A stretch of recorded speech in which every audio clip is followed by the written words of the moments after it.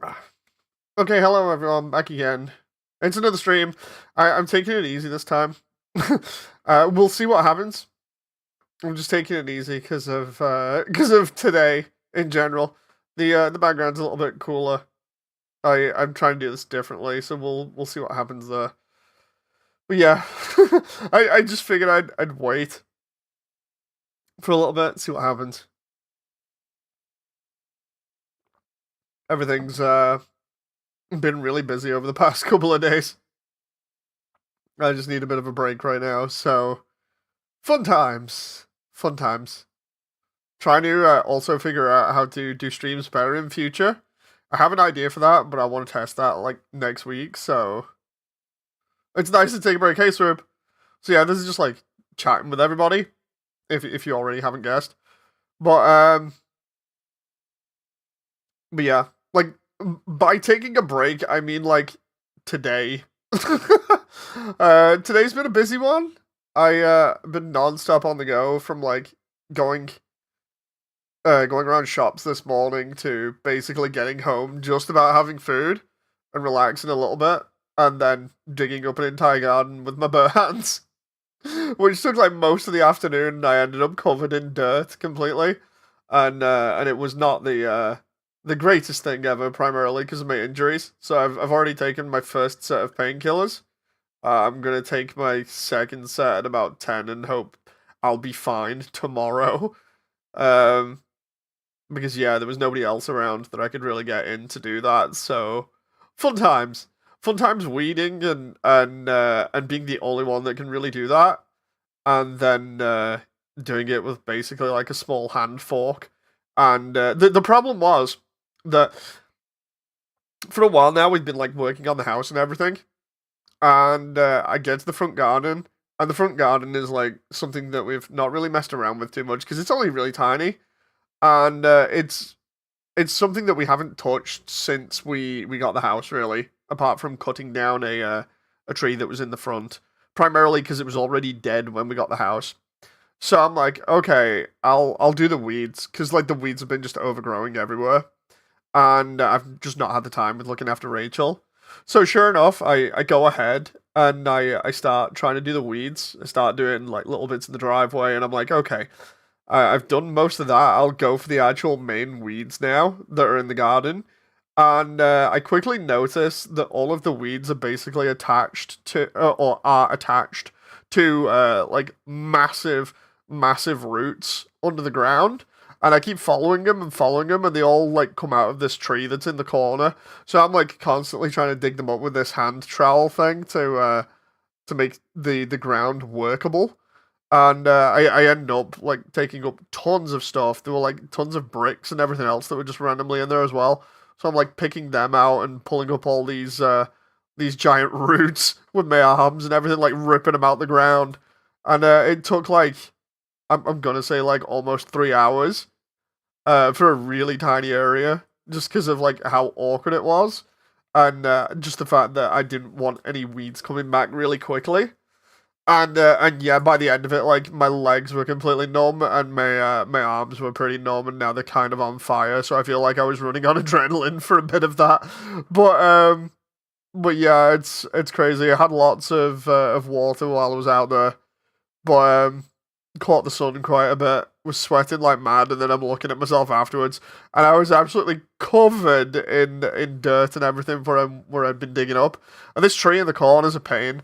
Like I don't know what I'm gonna do about it, so I might have to get like a saw at some point, like a almost like a mini chainsaw, and try cutting into it like a cake and see if I can get rid of it that way.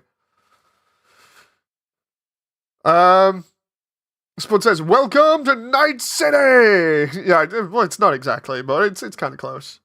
Soup says, "I kind of had something on my mind for a while now. Go for it. How much do you really know about me in general? Like, not much,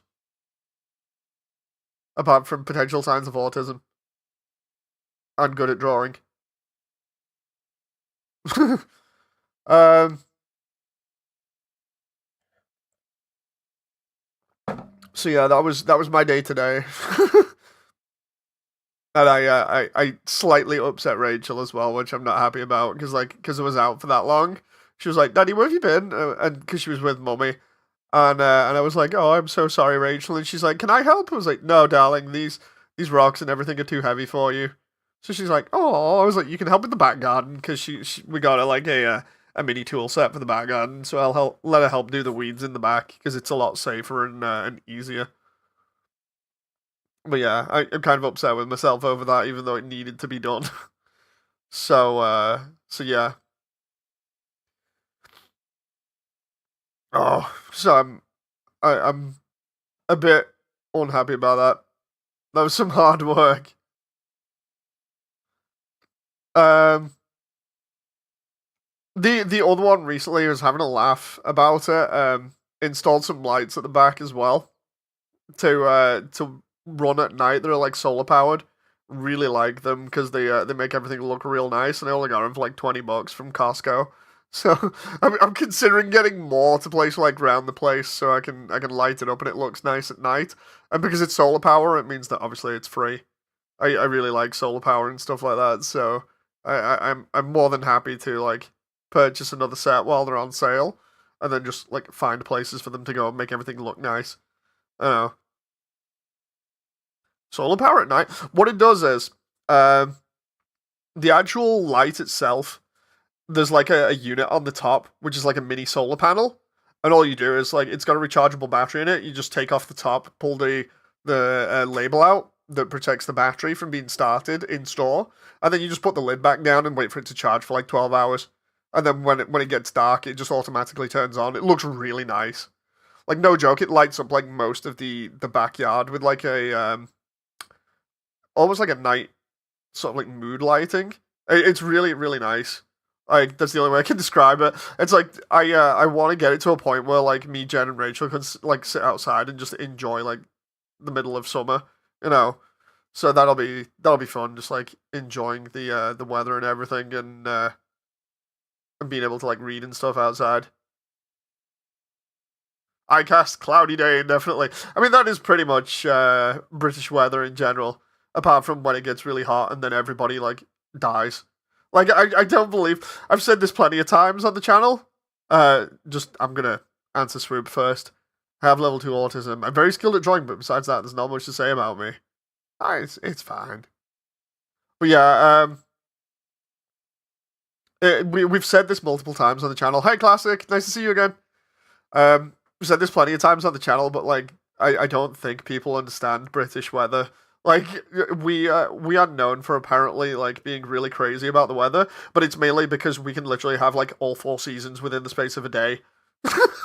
I know it's a massive exaggeration, but like it gets crazy when you can have like snow one week and then the next minute it like chucks it down and then you have like heat after that. It's it's pretty insane. Like, it also doesn't help the fact that we're an island, so the humidity is always like 88 or something stupid like that, or it's easily above 50 anyway.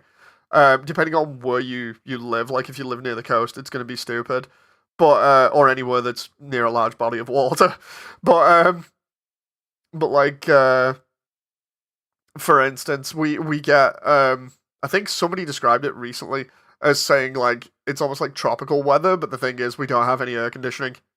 I've mentioned that for ages, but apart from like in cars and like certain offices and stuff, most people and most buildings do not have air conditioning.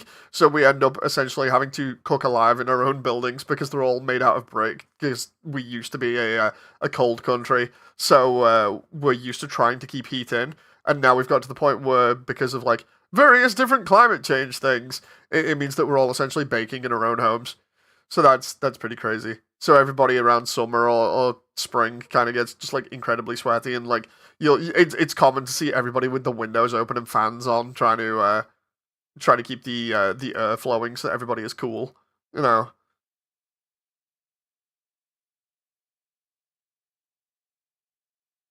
Uh Swoop says some basic info I don't think gives away too much of me is the fact that I'm male and my age is 16. That's fine. You seen John around? John, before I'll answer proof as well in a bit, but like John recently said that he'd done something wrong. I have a feeling he has depression again. And by that what I mean is like John goes through massive points of like being depressed and then he'll chill out for a little bit, but then he'll do something and overthink it, and that'll cause him to spiral again. And then sometimes he'll do something that he regrets, and it can be kind of dangerous. So I've been trying to check up on him. He's not like answered yet. I'm going to send him another couple of messages probably after stream just to check. But I actually think he's going through it because the last thing he said, or like his message personally, like his profile message said like I messed up again, and I'm like, wait, what? So yeah, I am not ignorant to the fact that John is not around. I normally he DMs me, we have fun, we have talks and stuff. But but yeah, I have not seen him around recently, so I'm kind of getting concerned because the last time something terrible almost happened. So yeah, I hope that it's not that bad, or I hope that he hasn't tried to control Alt Delete or Alt F4 himself again. No, because this isn't the first time this has happened, and it's not me like making light of it. Um, it's just my way of trying to obviously like mention it without YouTube taking everything down. Classic says I went to a fun park called Nobles. Is that or something? It was fun. There was some YouTube videos posted about it in the past. I took family yesterday. Oh, nice. Hope that went well. Swoop says, "Hey guys, Moody is taking a break from his project. We have time for a heart to meet some more hearts." I am forced to take a break today. I might like make a small paragraph later on so the AI doesn't lose position on that. But yeah, I'm playing it safe and doing this specifically. Um, do you have any fun parks in the UK? We do. I think like there's a couple of them. I can't remember all of them. There are some interesting ones. Depends on where you go. We do have a couple of theme parks though. You can look them up pretty easily if you just go like UK theme parks. The reason one of the reasons why I'm not mentioning that either like properly is because depending on where the theme parks are, you could potentially dox yourself by saying, "Oh, I'm so many minutes away from this" or whatever. So yeah, I'm not gonna mention which ones or where or how far I am away because then I'm kind of saving face there. That's the one thing I think I've mentioned ages ago to you guys is I never mention location or I deliberately lie about it. So it's the only thing I do lie about. Um, nah, dox yourself. I am not doing a Dragon Lord and be like, "Come fight me in the street. My address is," and then giving out my full address. You know, I imagine at some point the UK government will just dox me anyway because of the way things are going. But I'm not going to go any further into that. Um, Swoop says, "Oh no." Young says, "This year has been hella depressing for a lot of peeps." Yeah, like obviously situations that everybody are in are varying, but they really don't help for the most part. Let's see what Proof said before if I covered it just in case. I think you missed the understanding. Most people, I doubt anybody outside of Britain thinks you have good weather. Oh, well, the joke is like we just only have rain, right? The standard thing for like British weather is like, oh, when you go to Britain it just rains. You know, it's the general sort of like vibe, which I wish it still was because I like rain. No, I prefer rain over my natural enemy, which is heat. Because I think I already said that. Like my stupidly rare skin condition gets affected by heat incredibly. So I more or less end up pretty disabled if I don't take care of myself really well during hot times, and yeah, it's bad. So I become like a hermit in summer. I'm just like I need to stay inside. Become like a vampire and just be like no no, we're closing all the windows. We're keeping the fans on. Like oh, I love the way I talk about stuff, and then my headset is like low battery, so I'm gonna have to take my headset off here and hope that it charges on stream. I wasn't listening to anything anyway, so it's fine. It's no big deal. I'm just gonna plug it in here. Yeah, like plans for stuff. Just for in future for these kind of things because I feel like I can do these alongside when the boys are around the reaction videos because we were gonna shoot some this week and then Stu had problems as well. Like for anyone who's not in the know, Stu's had health scares for his dad recently, and then like I think he's had some more of them this week. He didn't actually say, so I'm just assuming here. Um, I hope that's not the case. I hope everything's okay. So I've already given Stu like well wishing over Discord, and Phoenix Saga is supposed to be out today or something, and then Sean is on shift. He's doing shift work, so um. But yeah, plans for doing stuff like this in future. I'm looking into now how I can like hook up my Quest basically, so I can use my Quest as like an extension, so I can have my arms and head and upper body move around and everything. So it's not just me kind of sat robotically chilling out. So hopefully at some point, like maybe this week, if my arms are okay, I can maybe figure that out, and we'll see if we can make this more entertaining. Proof says it's not really doxing if you just name some, or do you have an idea where I live just because I say for fun? No, I'm just being super safe, you know. It's better being super safe than not super safe. So, have you ever tried KFC Parmesan chicken subs meal? No, I don't. Like we don't eat too much takeaway or takeout, primarily just for health reasons. No, um, so yeah, it's one of those things where I say that. Funny enough, I say that, but then like after doing all the work outside, like I was mentioning before, where I spent like a good 3 hours or so digging up the front garden, and then my arms literally going numb afterwards because of the way that I was doing it. Because I was fighting with like a giant tree that was in the front yard that I've still got to try and get rid of. Because I was doing it all on my hands, with a small garden trowel. Um, I literally like turned around to Jen and I was like, "Can I at least get a thank you after I'm done with this?" And Jen's like, "Oh, we'll just order out or something." So we did end up ordering. And the worst part was, I think I either ate too much of it too quick, or some of it didn't agree with me because I ended up throwing all of it up before stream anyway. So that was great. I had a meal, I enjoyed it, and then I threw it back up again. Makes me sound like I'm bulimic when I'm not. I'm really not.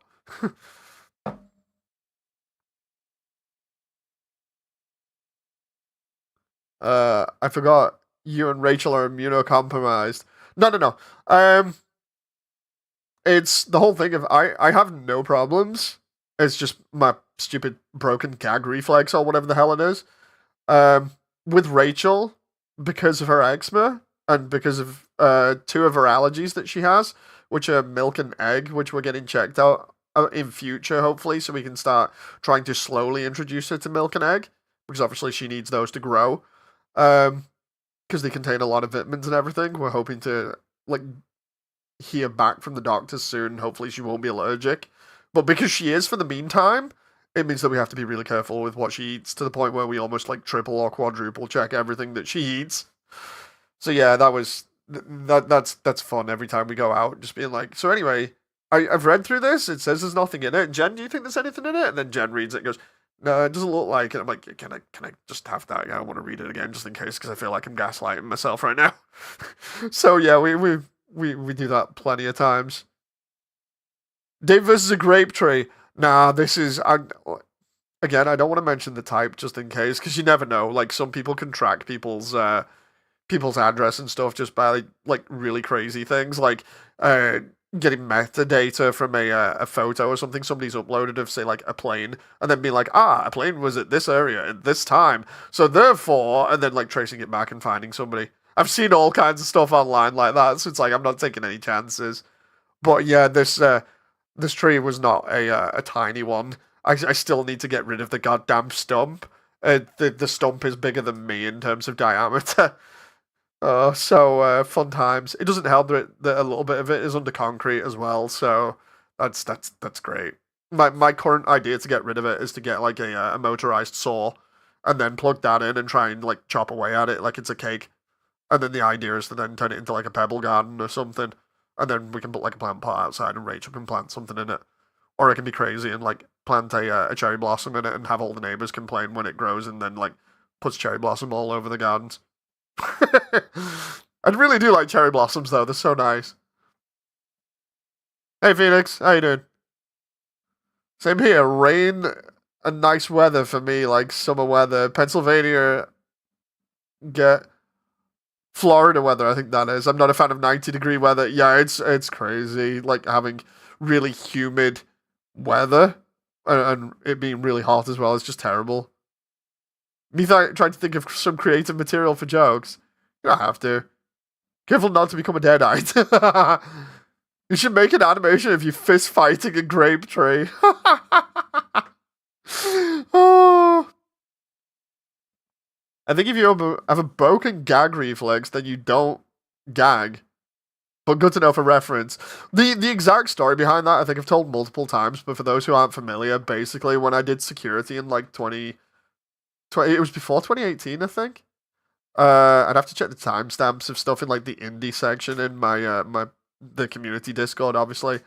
Um, because the game is based off this entire story. But like when I used to do like security for a data center, what ended up happening was they decided that they didn't want to pay the actual bills for electricity or water anymore. So they basically ended up with like no water on the premises and ended up having to flush the toilets all the time by putting water into a bucket and then throwing that down the toilet, which was charming, having to do that for like a year or so. Um, and then the other part was because they were using diesel generators, some of them were being moved off site. And they were like, yeah, we can still run this place with like one or two of the diesel generators. We'll just like try and find some other way of not using diesel fuel because it's expensive. So they were trying to essentially like mix different things. Like I think some of them was like they were trying to do biofuels or something at some point. One of the other members of staff said, and they were just throwing this stuff in this diesel generator and seeing whether it would break it or not. And these things are massive, like really massive. Um, and that was just constantly churning in like the next building over from us. And when I was doing rounds, I'd be constantly like breathing this thing in. It got to the point where it started really irritating my lungs, and it got to a point also where it messed around with my nose, so my nose was like constantly blocked. I just felt like I'd got like a cold like 100% of the time. Couldn't breathe through my nose or anything. And then one morning when I had finished work, and it was the weekend after. I thought, right, I'll just chill. And I woke up in like the middle of the night and just completely gasping for air. And it's because a lot of the phlegm that would have been like anywhere else just got on my chest and went in my throat. And because I couldn't do anything, I just coughed like mad because it felt like I was choking. And I coughed so hard that essentially I ended up throwing it all up and was able to breathe after that. But before then, like I was saying, because my throat was blocked with all this phlegm and everything, and because I couldn't breathe through my nose, I was essentially like suffocating. And after like coughing so hard, I've never been able to properly control my gag reflex. So like whenever for the immediate time after it, for like 6 months, whenever I was eating something, if it even remotely touched the back of my throat, I just immediately throw it up again. So I had trouble eating for ages, and then I'd be like slowly trying to figure out what I could eat and what I could keep down. It was an absolute nightmare, but it still kind of does it now. Where like there are instances where if something doesn't agree with me, or if I just start coughing in a certain way and then keep coughing for a while, I'll just constantly throw up for ages until everything's off my stomach. You know, it's not good, and my nose is still kind of messed up to the point where it's almost like I can't smell and I can't breathe through it. You know, so it's pretty crazy. It's still not been fixed. I've been to the doctors about it, and they basically didn't do anything about it. Like immediately afterwards, when I'd had the incident of not being able to breathe, I got taken to hospital. They put me on like a saline drip for a couple of hours, and that was great. I was like, oh, I can use my nose again. The moment I get out of the hospital after being on the saline drip, my nose just blocks up again, and that was it. So yeah, it's like I had my nose for like a couple of hours, and then my nose just went again. So that's been great. You know. Um,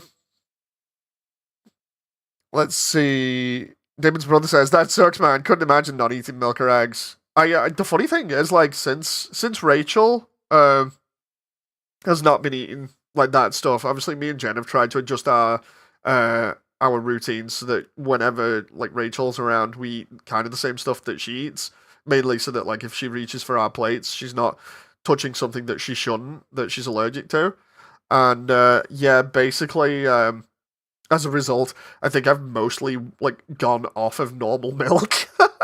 Like I drink her milk now because like she drinks oat milk, and it just tastes so nice. I don't know why.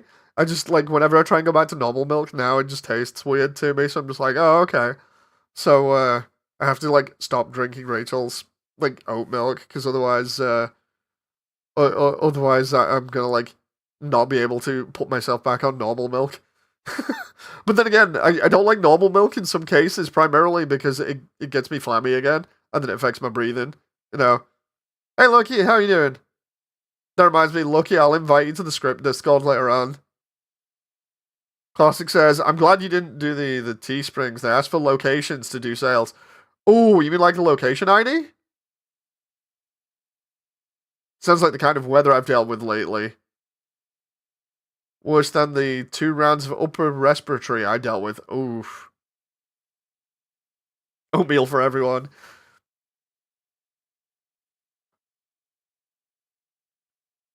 But yeah, like recently's been apart from like obviously the crazy stuff that I mentioned and me being the only one to do like the chores.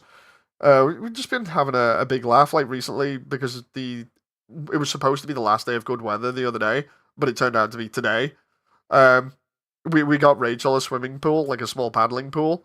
That was fun. It only cost like $10 or something, and then I got a hose that we fitted into an easy to like pack away thing on the wall. Basically, I drilled into the wall and fitted this thing on, and essentially it's like you can pull the hose out as much as you want, and then when you want to pull it like back later on, you don't even need to wind it. You can just like pull it a little bit as if it was a seatbelt, and then just let go, and it just goes back on its own. So I'm just like, oh, that's sweet. So now I don't have to deal with any of that. That was dirt cheap as well. Like I found a lot of like really fun stuff recently for dirt cheap, where it's like, thank God we can actually afford these things. And then, like I was saying before about the garden lights, I keep joking about that to Jen because like I was looking out the window before because I was really happy with them, and I was like, it's funny on how like we've been trying to do up the house for ages, and then we get a set of like $20 lights, and uh, and it immediately makes the house look as though it's worth like a couple of thousand more. You know, it's really crazy.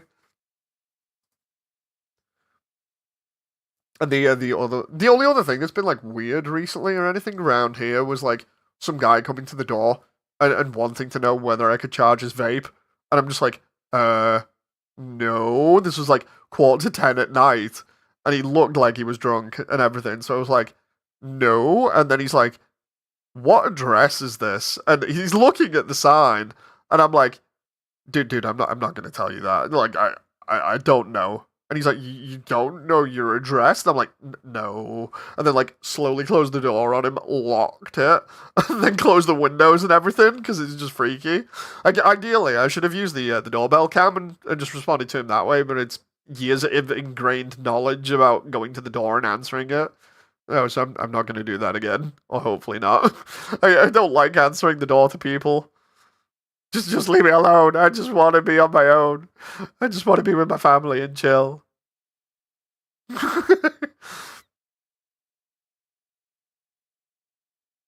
um, let's see. Classic says something breaks with all of this net stuff, and it affects devs and all nations. It's making me want to break away from the net in the USA and start some odd stuff. Oh, recently, like Shinju posted about the whole thing about what was that? The video game law thing. Just give me a sec. I can't remember. I gotta remember the exact name. Oh, California State Assembly passes the Protect Our Games Act um for the whole thing that's going on recently. Let's just kind of make sure. Where's it? That was pretty fun because it essentially means that the video games industry now has to back up everything, give 6 months notice to um everybody that this stuff's closing, or give a refund. That is going to be really interesting to see how that goes down in future. I can imagine a lot of video games publishers are just going to give like 6 month um, notice now, or try and give patches, because there's no way they're going to give people refunds. They want that for like crack and hookers and stuff, so that's not happening. No, that moment where I accidentally moved the background a little bit. It's fine. It's no big deal. David says, I'm the same. I had a TV license show up and they waste their time. Just ring them. Just ring them or like email them or something and tell them that you don't need it. Because like we don't use anything around here. I've told them before, like I don't watch TV. We don't watch TV. And then they turn around and go, oh, well, if you watch YouTube, then you're going to need it. It's like, no, that's what I pay the internet companies for. I don't watch your propaganda. Please go away. No, like, um, Jen did it last time because they do this weird thing where they try and catch you out because they're like the scummiest thing ever next to bricks and minifigs. And we'll talk about that in a bit because that's crazy at the moment. But like the way that they do it recently, they try and catch you out where they're like, do you need the internet for TV? It's like, no. Do you watch TV? No. Do you not watch TV? It's like, yes. So Jen had to do that because when I tried doing it, they caught me out a little bit and it was like, haha, now you have to pay for the TV license. And I'm like, you clearly worded this funny and I was trying to speedrun this. I'll give it to the wife to deal with. So yeah, Jen dealt with that. But yeah, we've not paid our TV license, like, or refused to pay it for like, I'm gonna say since 2018. Like before then, we were really stupid and we're just like paying for it. But we don't watch any live broadcasts, so not paying for it ever. They just try and swindle money out of you because they can, and then the whole obvious thing about trying to continue doing that to fund stuff. I'm not going to get more into that because it's political, but as far as we're concerned, we don't watch TV. Like, I love the way they also try and say, like, if you've got a video games console, then you need it because you can watch TV on the console, or you need it to play games. I'm like, no, I really don't. I'm just going to pull, like, the aerial out or something.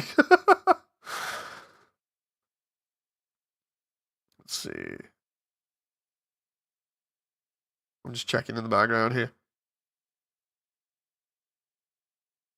Oh, whoa. I just saw that come up then. That was the Discord. That was interesting. Discord leaked. That was the yeah, that was the one that Shinju posted. I'm glad that wasn't like anything that I shouldn't have been watching though, because that would have been crazy. Like, Dave, what are you doing?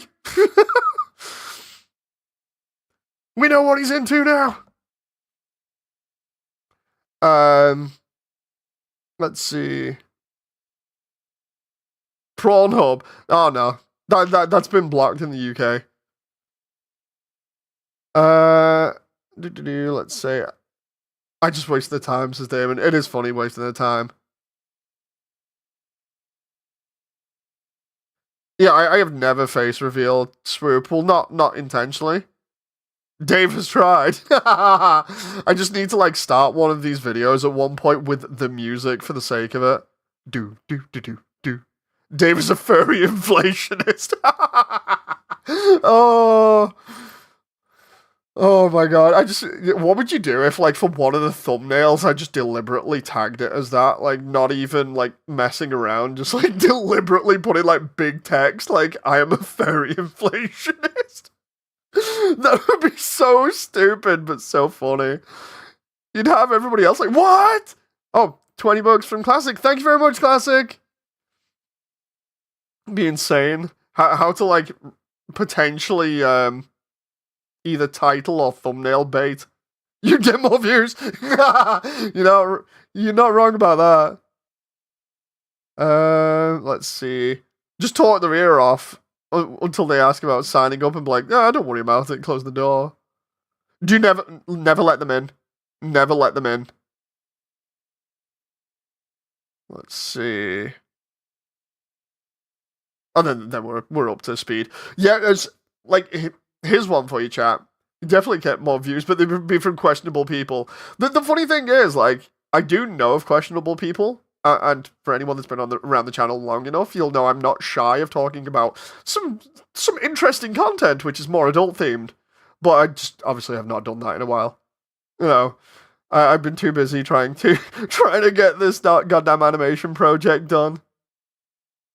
I have to head to work now, says Classic. Keep awesome. Everyone enjoy the stream. Keep gaming and stay strong. Thank you very much, Classic. So yeah, the one thing that I've been watching recently that I've been absolutely fascinated with, I turned around to Jen the other night and I was like, dude, you need to see this, it's insane. Let's get into this. The bricks and minifigs thing that's currently going around. Who's actually in the know about it? Like, who's checked it out? Who's seen it? Who's seen like little bits of videos online about it? Like, cause I want to get into this because this is crazy. Not me. Oh, it is. I'd argue at the moment it is the hottest thing on YouTube for good reason. Like, oh my god,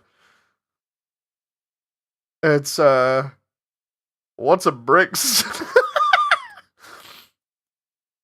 Like Gunpla and Lego? So, I'll go over it a little bit, assuming that some people don't know about it and some people do. So, this whole fiasco, like, Bricks and Minifigs is a store that's supposedly got, like, 300 places in America. And what they do is essentially they buy people's old Lego kits and then sell them. And the idea is they're kind of like GameStop, where they get paid for taking the stock, and they take a cut of it, and then they sell it on. You know, so like you could walk in and find like a really rare set from like 2000 or something, and buy it from them. So they have like these stores set up, and essentially they're a franchise. So like people buy the store, and then become a franchisee, and then they obviously help sell the content of the store. And this whole thing is crazy, right? If you've not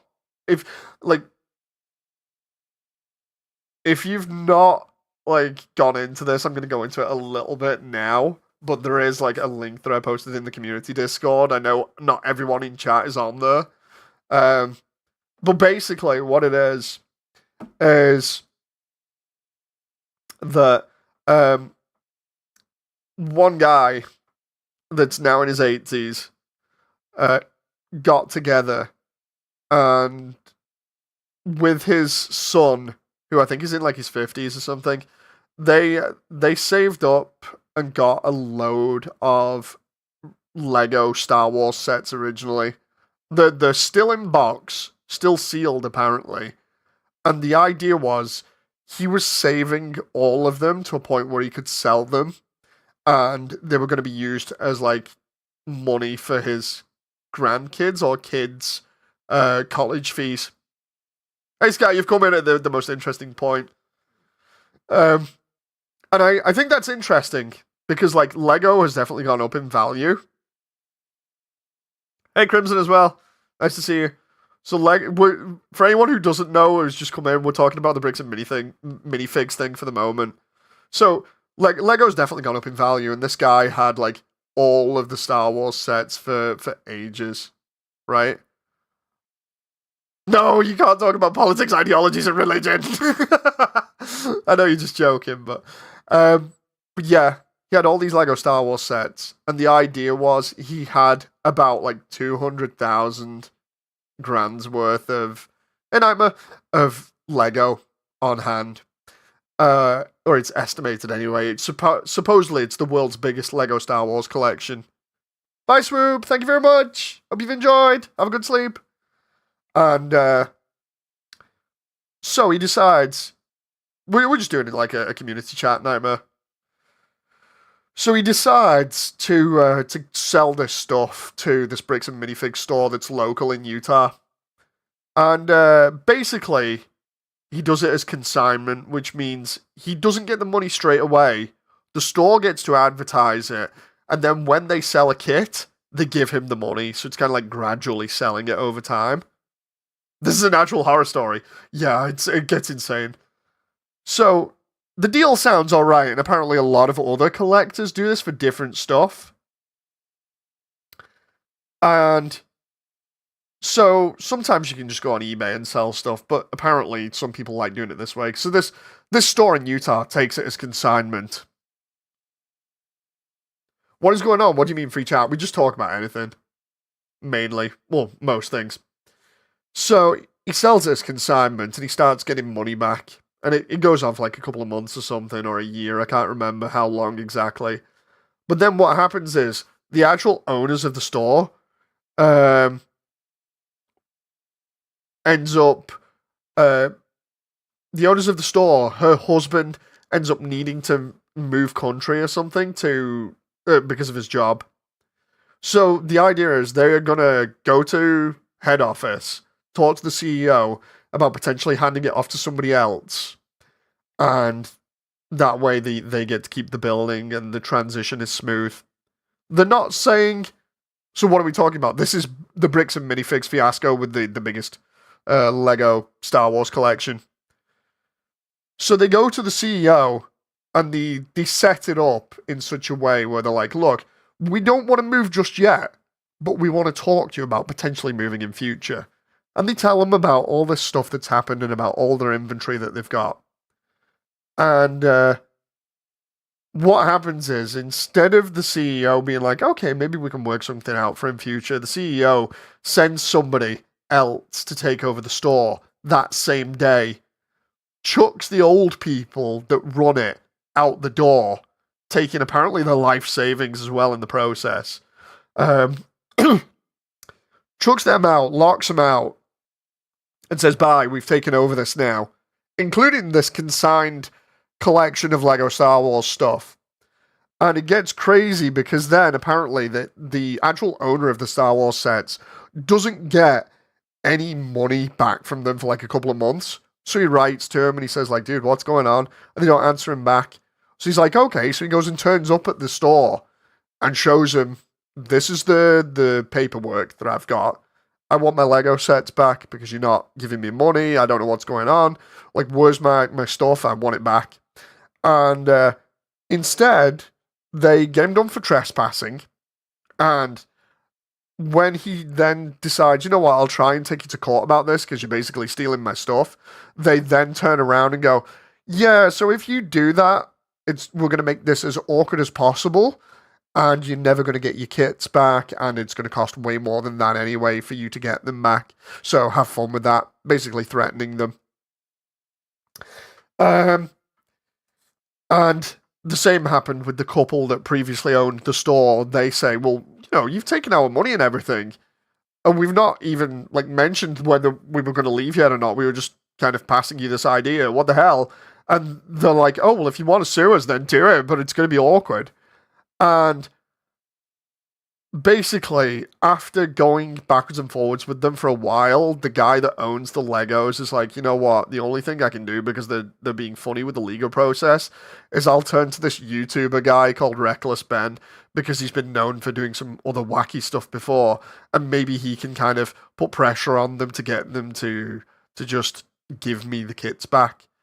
But what it turns out is it turns into a big fiasco where essentially they're running all kinds of like legal loopholes, or at least what is directly by the law apparently in America, to try and get this stuff back. They start harassing the company in various different funny and very childish ways to try and get them to give them back, or draw attention to the fact that they've stolen these Legos.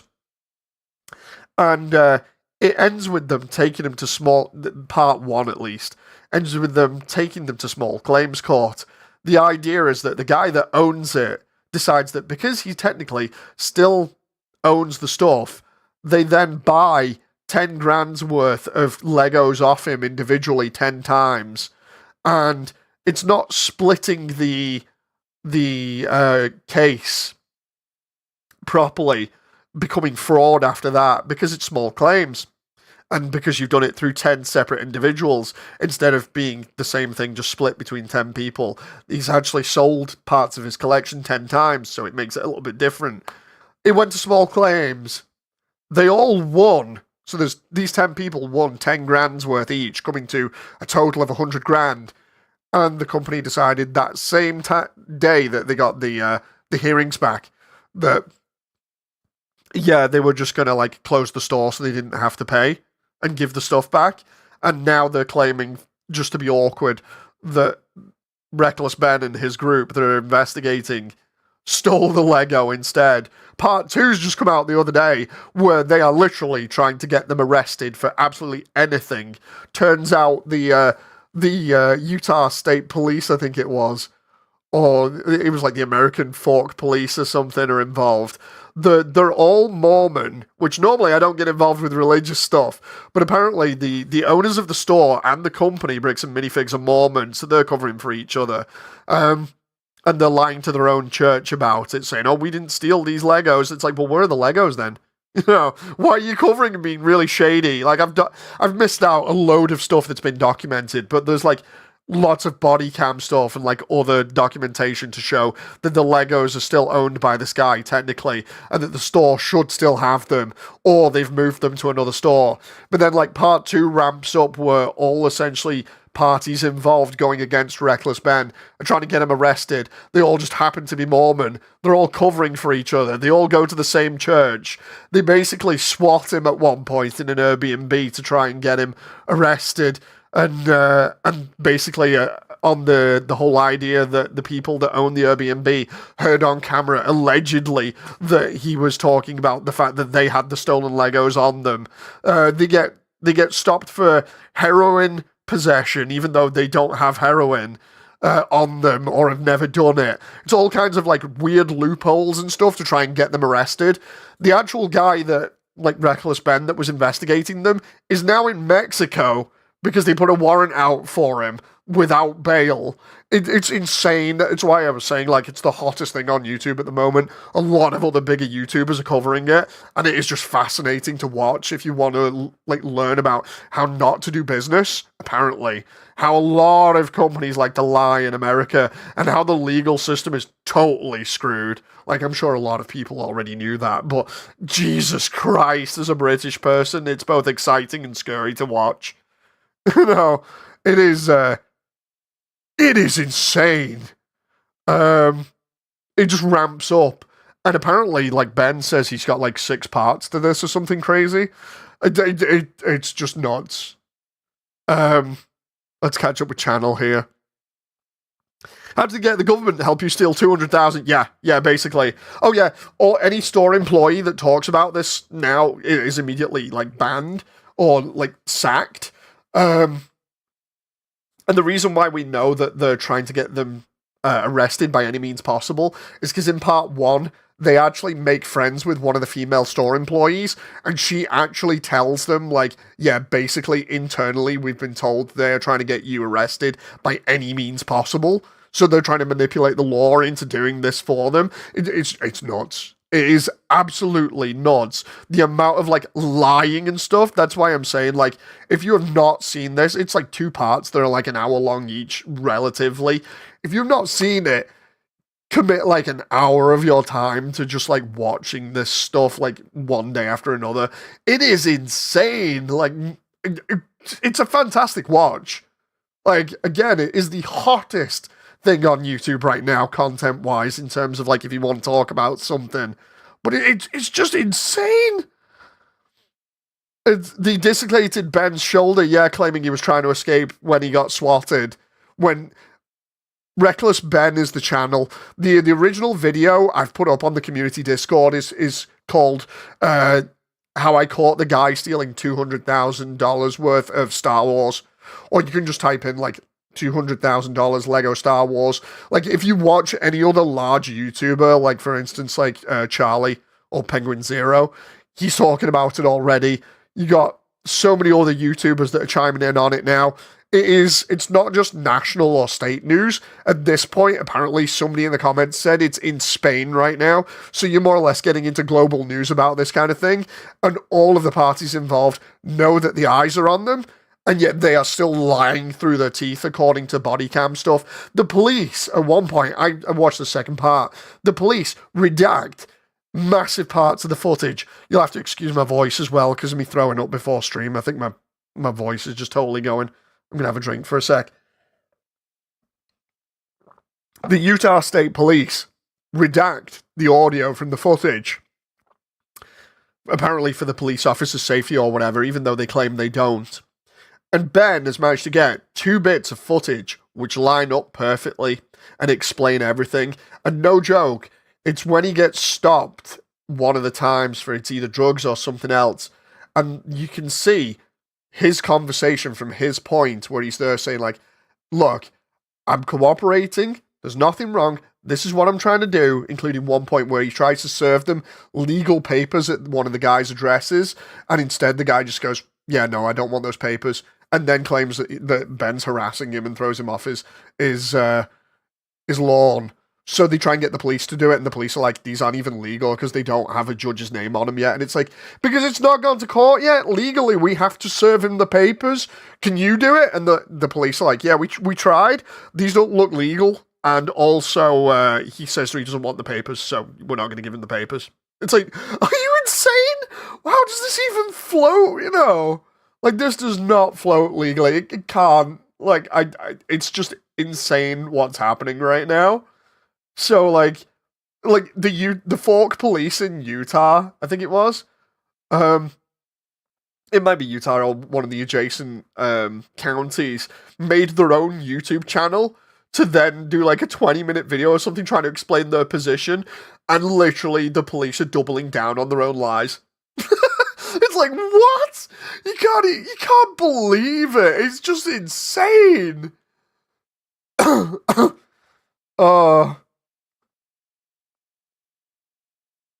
Unsurprisingly, apparently, Kotaku is calling Ben a cult leader. So Kotaku are in on it now. Oh my god. So the guy doing everything by the rules and respecting the law has to flee to Mexico. Yeah, basically.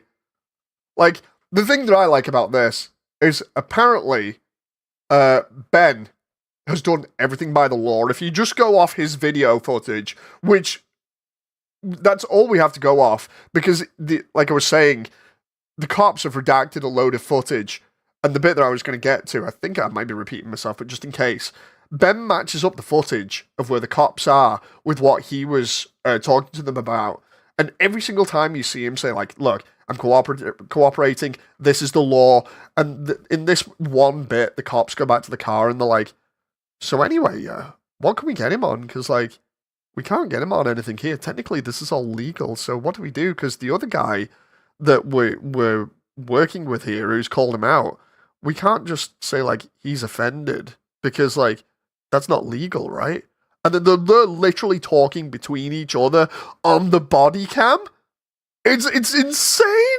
And then when he tries to ring up the police, the woman in the office answers, and he's like, you do realize that you may have sent me the wrong footage here because I asked for all of your body cam stuff and your dash cams, and you clearly have, like, redacted some audio that, like, from other bits of footage, but the one that you messed up on, I can actually, like, kind of prove that you're going after me for unjust reasons here.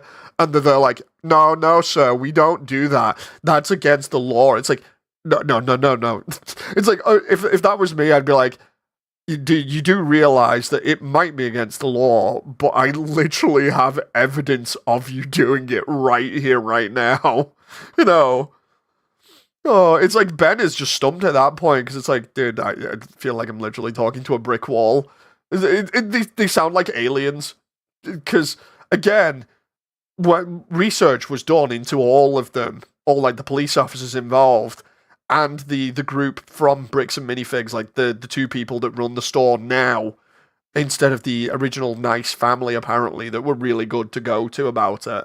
And, yeah, the CEO, the guys that he works with, the people, like, the guy at the high level, Kai, his name is, that apparently rang the store and said, like, yeah, we're going to take all this consignment, it's none of your problem, to the old owners, and said, we're going to send somebody now to take it all off you and, like, take the property. Almost as if it was like an illegal seizure of materials, you know. They're all Mormon. And the guy that the Lego belongs to is like, dude, they're all Mormon, they're all like a cult, they all look after each other, so that's probably what's going on right now. You're in like the den, and they're all essentially playing hardball with you and covering each other's ass. It's like it's insane to actually see it on camera and be like, what? You know, it's goofy as hell. You know, so but yeah, if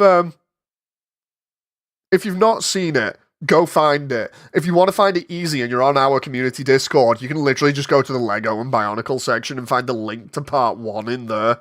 It's like the 4th post down, like part 1. It's insane. If this was UK, they could get him on harassment.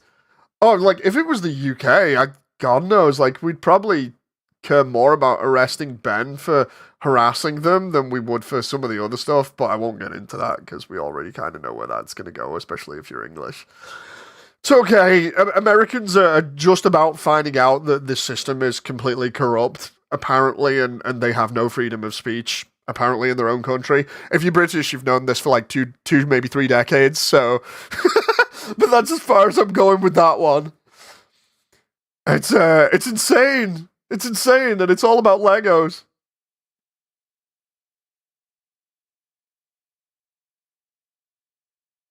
I just find it funny, on how after all of this, though, the CEO is like trying to save face. Like even the internal memos have been leaked time and time again from Bricks and Minifigs, and no joke, at one point they're like, so anyway, we believe this will blow over in roughly about 3 to 4 days' time.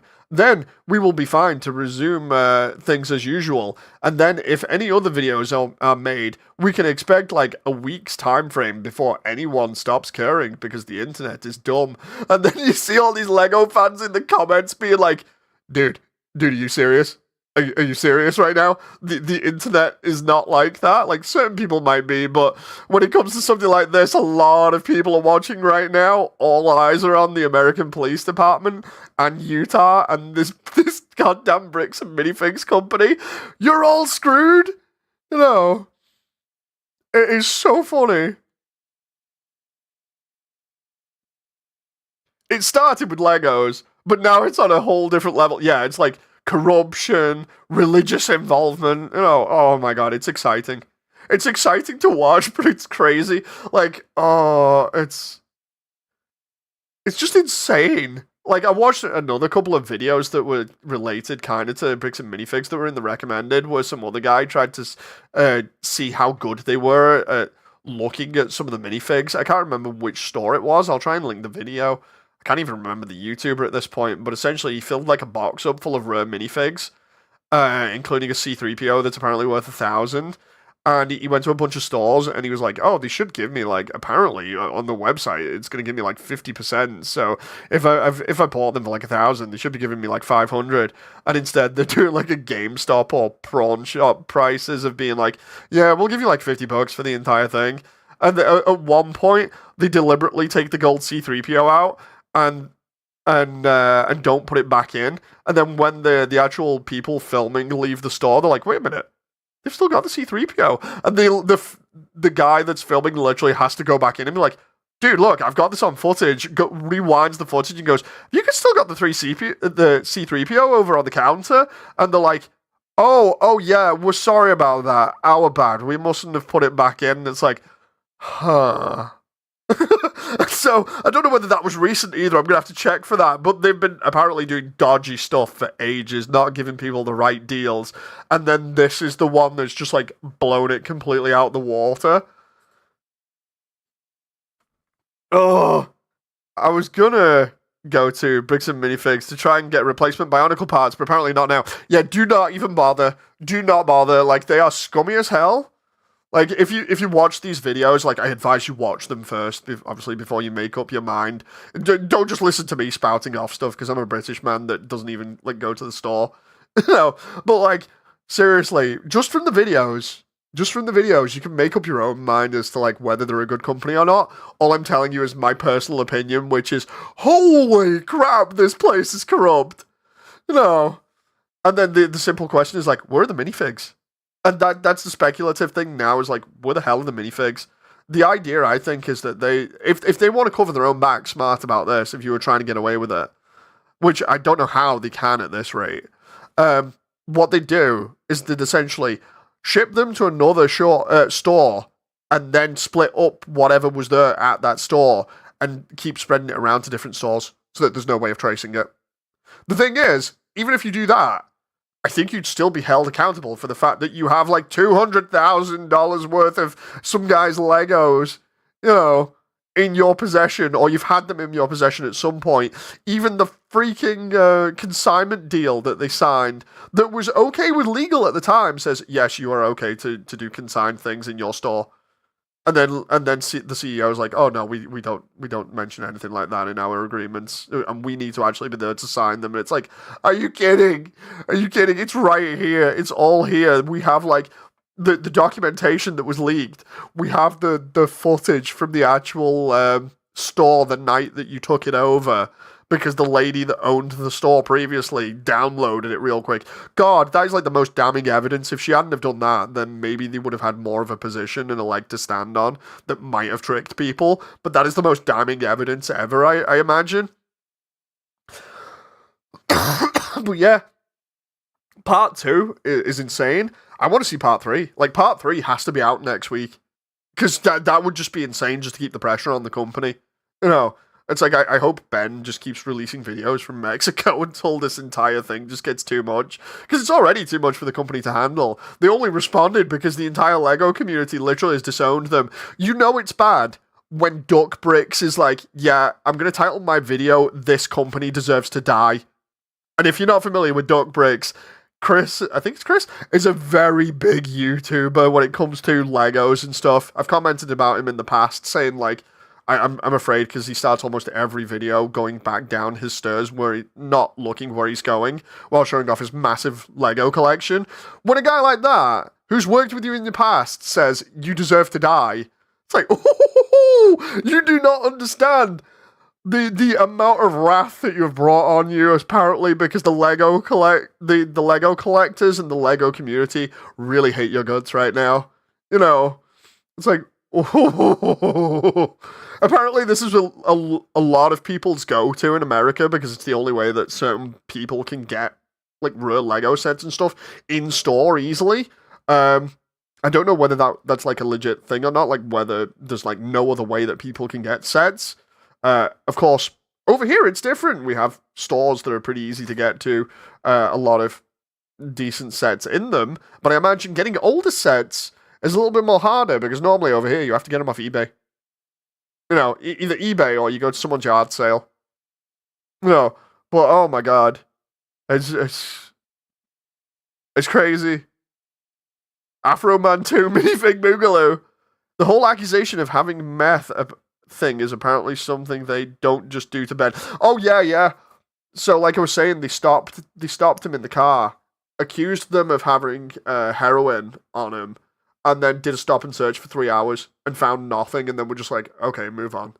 Like the craziest thing for me, I was telling a family member before that watches YouTube, I rung them up and was like, dude, you gotta check this out, I know you like YouTube and I know you like crazy things, so check this out, And I explained a bit about it, and one of the things I explained at the beginning of part 2, where they're getting harassed by the cops, is Ben decides, after they've won the court cases for the 10 small court claims, and they haven't been given the money because they closed down the shop the day after they won. He's like, look, I'm just going to sue you again.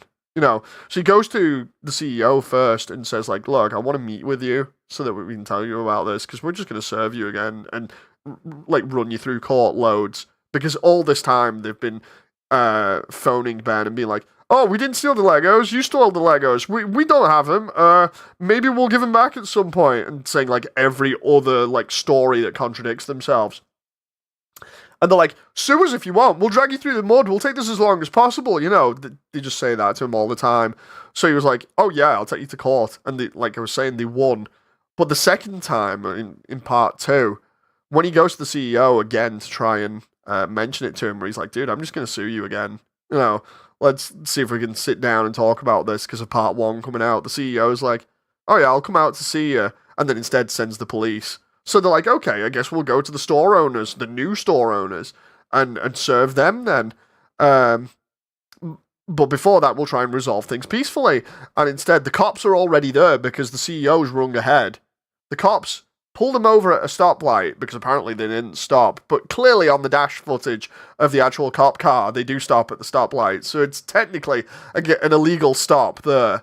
And then they technically, from what it looks like, follow them at a distance back to their Airbnb, pull up alongside, and they're like, "All right, guys, you enjoying Utah?" You know, as like an intimidation kind of tactic. It's like, what are we doing here? You know, and it just escalates from there. It's like, are you kidding me? And like just the other day, I'm watching some other unrelated thing by the police in America, where some like crazy coked up woman goes into a police station, steals a guy's gun from his car as he's getting out of it, and then holds up an entire police station at gunpoint for like God knows how long until they basically manage to get her out of the disarmor and then set a police dog on her. And I thought that was pretty crazy and fun. And then this happens, and it's just like, what? Oh. Got a split, says Phoenix. Take care of yourself. I will do, man. You look after yourself, too. Ben needs to keep doing it. Literally, this is his only chance to get back to the USA. He just needs to keep putting on the pressure now. He has no choice but to constantly ramp up the pressure. Like, I'd get as many videos out of this as possible if it was me in that position. I'd just be like, dude, seriously? Like, what have I got to lose at this point? They already have me up against the wall. They really want to get me arrested.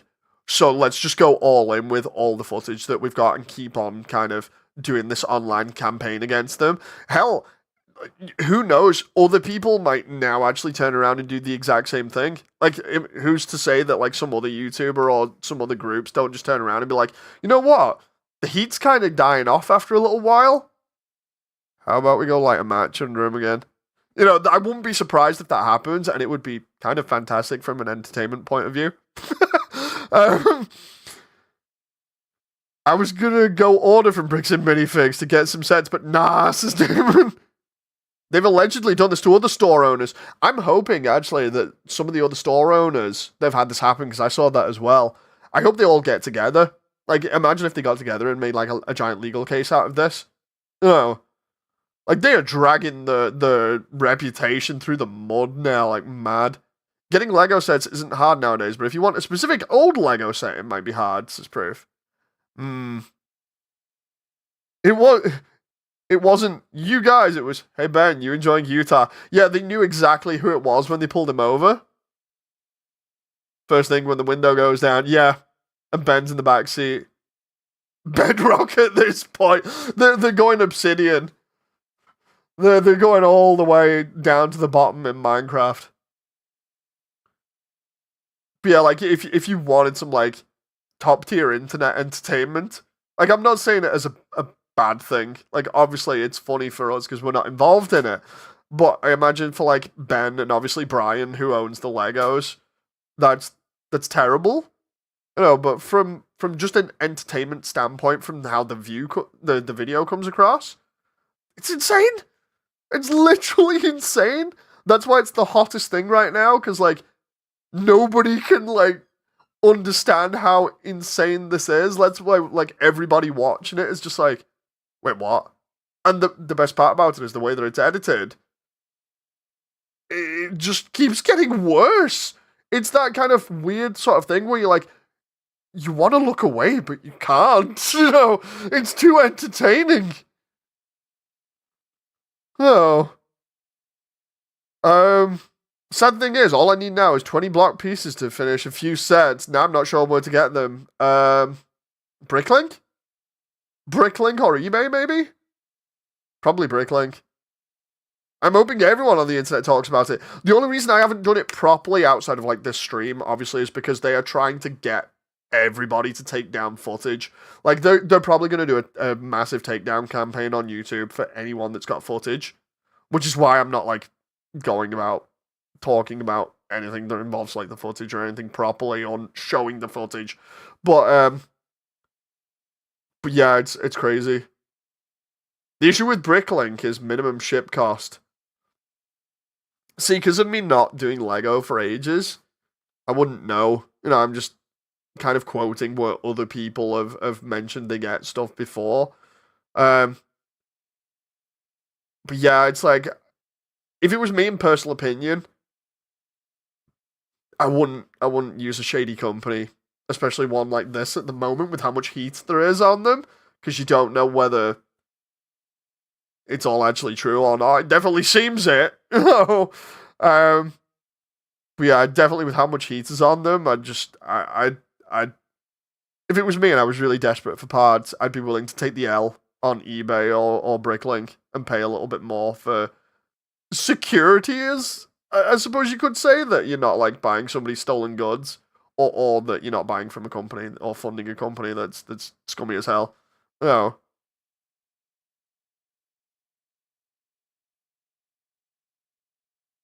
You know, brick sets doesn't mean Lego. There are other companies like Cada, Blue Bricks, Kobe, is that?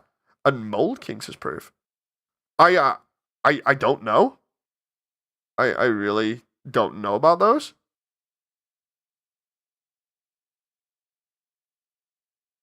Again, I don't know much about Lego. I've not done anything related to Lego since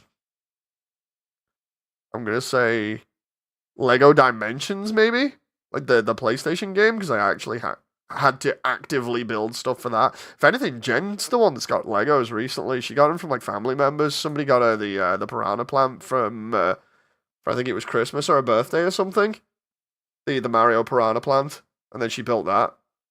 The only other thing that I've actually wanted to ever get Lego wise, especially for Jen, um, is the Rivendell set, but that's like ridiculous price. So I'd rather like get the house done up first.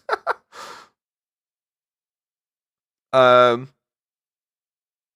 the main thing I need are the pearl silver teeth, like Matanui Bionicle, and like a green connector and a black one. Interesting. I still need to go through kits on stream again because I actually have I think it's the complete one. I was told when I got it shipped to me from my old parents' house. Like I have the Sith Interceptor, the original one, boxed in literally the other room. I'm like, okay, I'll build that on stream at some point.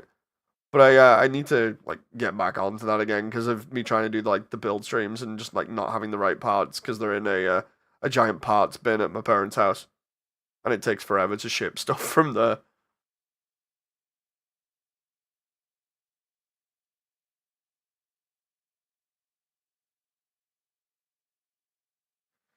Oh, but yeah, Legos, man. I didn't think everything would be so crazy. What else was I doing recently that was interesting in terms of like online stuff or whatever? Still doing Jen's model kit. Like the thing is, I was gonna spray paint that at the weekend as well, but then I did all the fun stuff with Rachel. That was more important for me. That was really fun. Um, like for anyone in future that wants like anything good or entertaining for a small child, especially if you've got hot weather, get like the I think it's X shot motorized water pistols. They don't shoot hard, but they shoot rapid fire, and it's actually pretty fun. Plus, they have like LEDs in the muzzle, so it makes them look like real guns. I'd compare them to like the Auto Mag or a Scorpion or something from Tomb Raider. Not so much the Scorpion from Tomb Raider, but a Scorpion submachine gun or the Auto Mags from like Tomb Raider 2, I think it is, because you can actually take the magazine out like you would a normal gun, and then you just fast reload it by having like a bucket of water or something, and then just put it in and away you go. It's so good. I've not had to change the batteries yet, and Rachel just loves them. So we have her just like running around and shooting that now, which is it's just been so funny. Like she doesn't shoot anybody like deliberately. Instead, she just like uses it almost like a hose and shoots all the things that she wants to clean, like the car and stuff. So that's been really adorable to see. She said, "Dad, look, I'm cleaning the car." I'm like, "Oh, thank you, dear."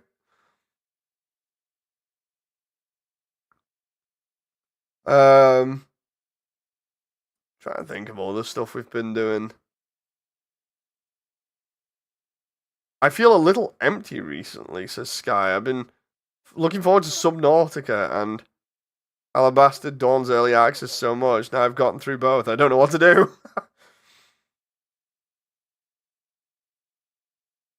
I like the fact that like almost everybody has come off No Man's Sky that I know, outside of like Audio and Damon. And then like they released that new No Man's Sky patch where it looks insane, and I'm just like, oh, I want to get on that.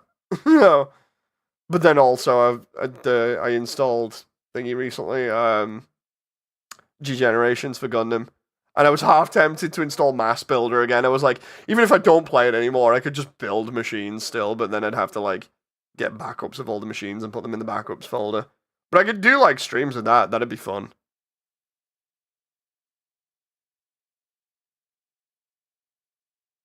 Um, Still need to do a reaction video to Aliens Fireteam Elite 2 being announced because that looks interesting. Really hyped for that. Then there's the demo of Bolt Gun 2 as well, which looks fun. Recently a lot of. Have you ever played XCOM? Yes, XCOM's fun. Jen played XCOM as well when the newest version came out, and not the sequel to it, the original. And apparently, I ended up as Space Jesus because she named one of the characters after me, and just coincidentally, I ended up as Space Jesus. So yeah.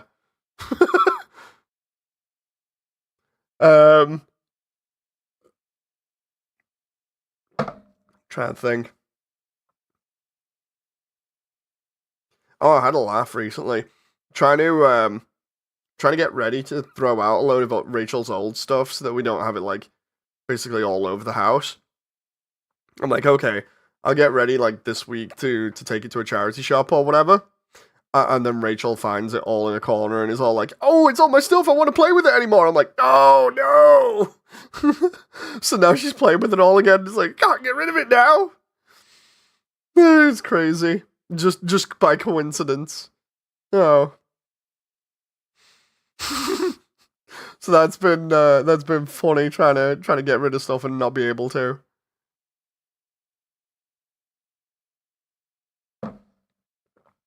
Um,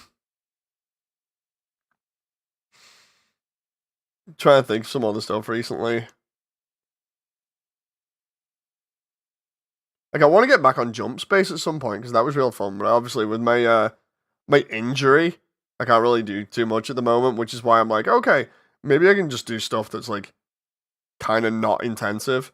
Like especially like the VR stuff again, just not VR Left 4 Dead. If you've not already seen the Left 4 Dead VR video, essentially massive strain from just like how intense that thing is compared to a traditional VR horror game. Oh my god, it's insane. So yeah, that and I imagine freaking doing the front garden today will have beggared my arms up a bit. Should play Doom. Last time I played Doom, I made myself disabled for a freaking year. Joke.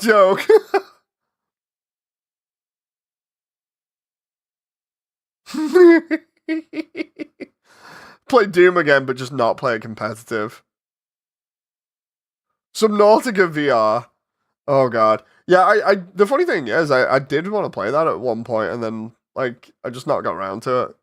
Funny enough, Jen has was it fear of deep water? Like, Thalassophobia, I think it is, or something. I know it's Thantophobia is fear of death.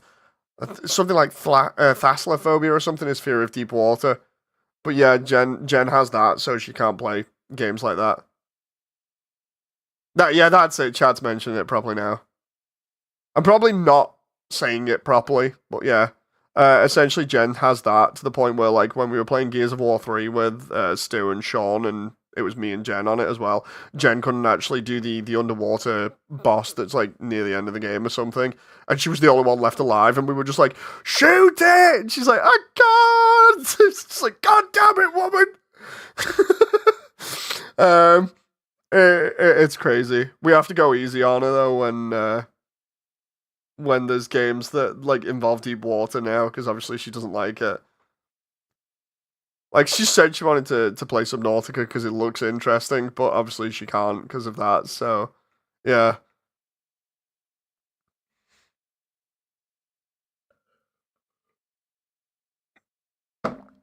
Um, trying to think.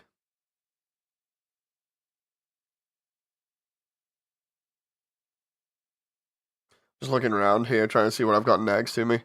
It's weird how phobias affect people in video games. Return of the Ancients Gen reaction.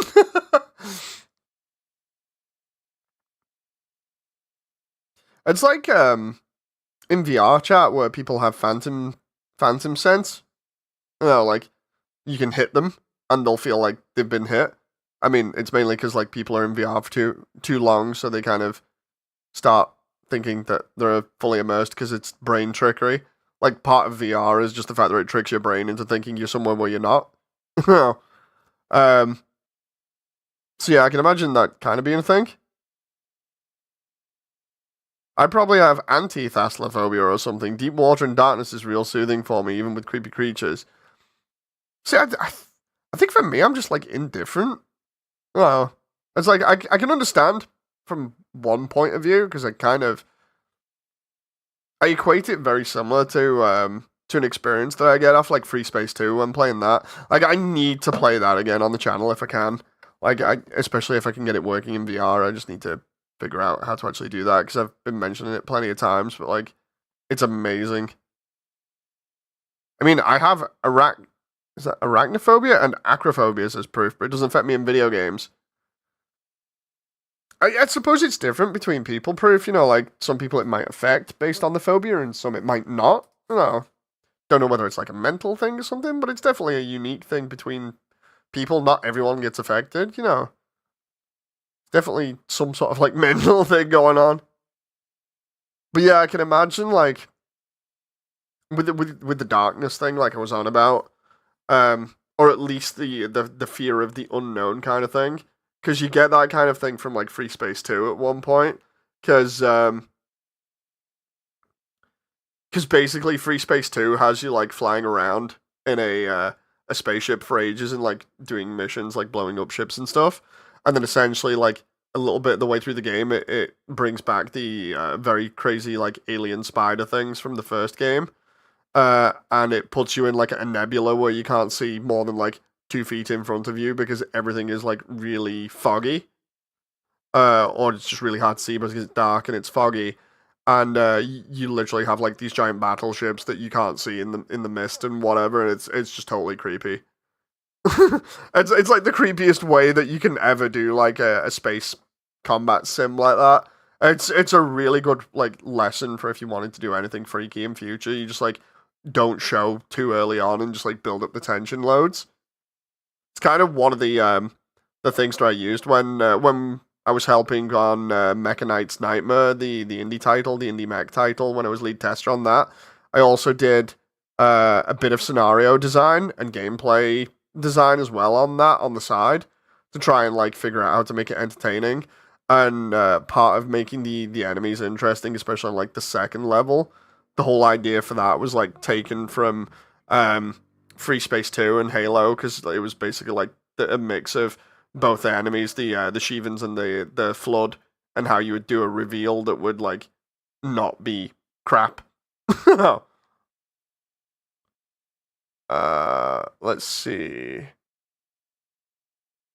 Uh, Crimson says, "May I ask an off-topic question?" Yeah, go for it. Like, what's up?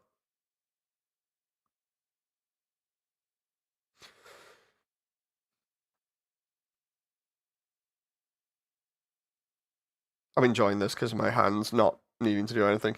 We had a topic. We kind of keep skipping around, but it's all good. But yeah, by all means, Crimson.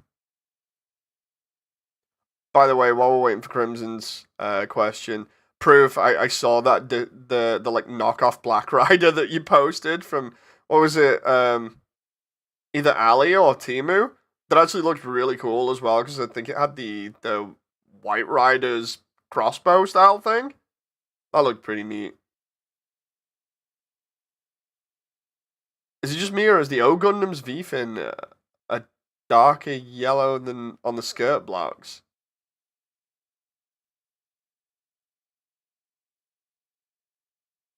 Am I getting confused here? Because I thought the O Gundam. I might be wrong here. But the O Gundam's the one from Double O, right? The one that's essentially like the RX-78, but for Double O. Because I thought it had a white V-fin. It was all from Ali in a Chinese take on it. It did look really cool.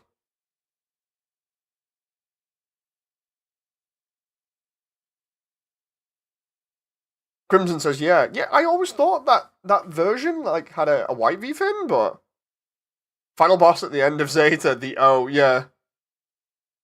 The grayscale initial operation from episode 1. Oh yeah, before it's been shown off and used in combat by Setsuna with the GN Sword 2 or something. I can't remember. I think it is the GN Sword 2, or is that the Exia Repair that uses that? I'm trying to remember. It's been a while. Double O was really fun though. That reminds me. I think I'm just gonna take a dive in on the deep end. I said I was gonna go into something familiar, but I don't know. Like recently, I just really want to get round to doing the videos and stuff, like Gundam videos and stuff. I'm half tempted to just dive into Turn X. You know, because like Turn A. Because I have not watched it. The art style looks fantastic. And I'm just like, dude, I kind of want to watch that. You know?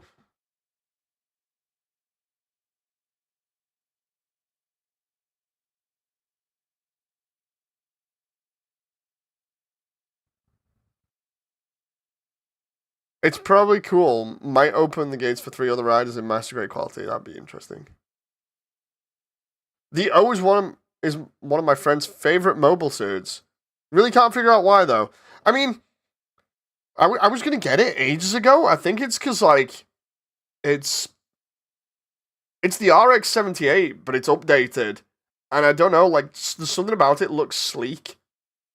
I don't know what. I can't put my finger on it, but there's something about it that looks slightly sleeker. It's just it's very stylish, you know. Not the O Gundam, just the O. Oh yeah, I speed read that. I speed read that. Freaking yeah, it gets vegetable. It's just Shirako's yellow suit, the one with the sub arms and the rifle. You can use it in Dynasty Warriors Gundam, and it's one of its specials is it just gets the sub arms out and just chops everybody to pieces at close range. The one where at the end of Zeta it gets rammed into by Camille, completely destroying the cockpit area, and then turns Camille into a vegetable.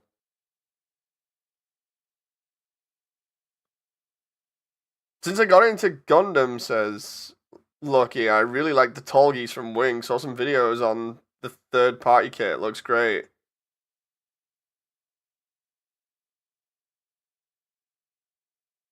I do like the design for the Tallgeese. The Tallgeese too. I like the plumage on it and the colors.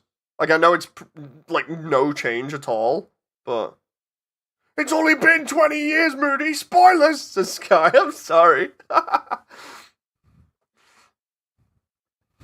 I'm spoiling the vegetable plot for the ending of Zeta.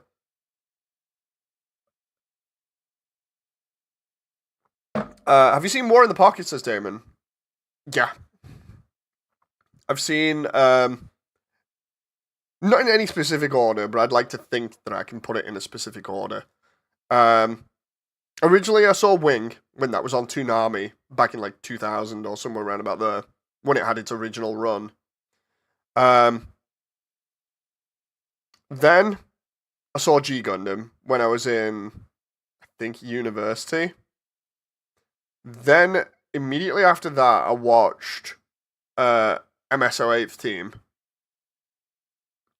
And at the same time as watching these as well, Double O was having its first run, so I was watching Double O as well.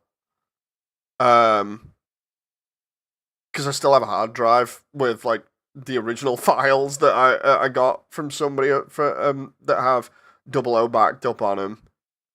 Then, if I remember rightly, after Double O, it was the start of the Build series. I think I could be wrong on that. But I know I watched the Build series up until Metaverse. So that's Build, Try, Divers, Re-Rise, and Beginning G, because Beginning G technically is part of it. I've watched War in the Pocket. I've tried watching Seed, but Seed eludes me to this day. Endless Waltz I watched after that. And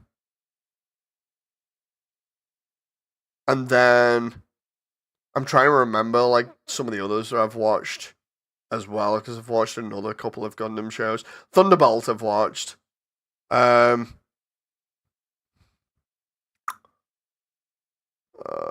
Trying to remember. Shah's Counterattack I've watched. IBO. Yeah, IBO I've watched that. There've been quite a few.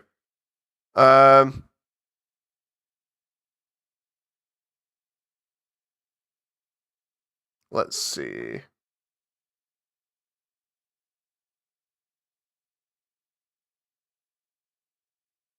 I loved MS 8th Team so much, this guy. I watch a lot of... Age. Age was in there as well. I watched Age. Age was pretty fun. Even though it gave me, like, existential dread for ages, because it's just like, oh no, all my favorite characters are gonna die. Which happens with quite a lot of things. Stargazer, not. I've not seen Stargazer. Ironically, Seed movie was more watchable than the base series. Build is an advertisement campaign. The quality of your build determines whether the furry aliens survive the legally not Death Star. Thing is, I really like Re-Rise. No joke. I think, especially if you had your hopes up for like Divers and stuff, and then came away from Divers really kind of underwhelmed. Re-Rise is fantastic. I stick by that so much. Like I wasn't really upset about the furry characters.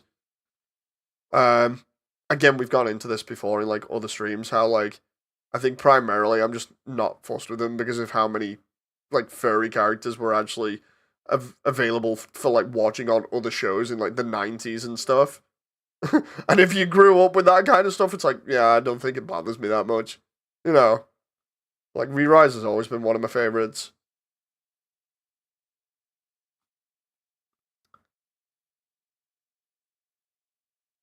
I particularly like this one AMV that has aged poorly since then to Sky. Great Nightwish soundtrack, amazing editing for the time, but all on crappy 800 resolution. No! Divers IMO had pacing issues. The thing that I remember the most about like Divers and Re-Rise is just having fun watching it with you guys. Because like, no joke, I liked the idea, and maybe you guys can figure this out. I'll describe it to you in a bit.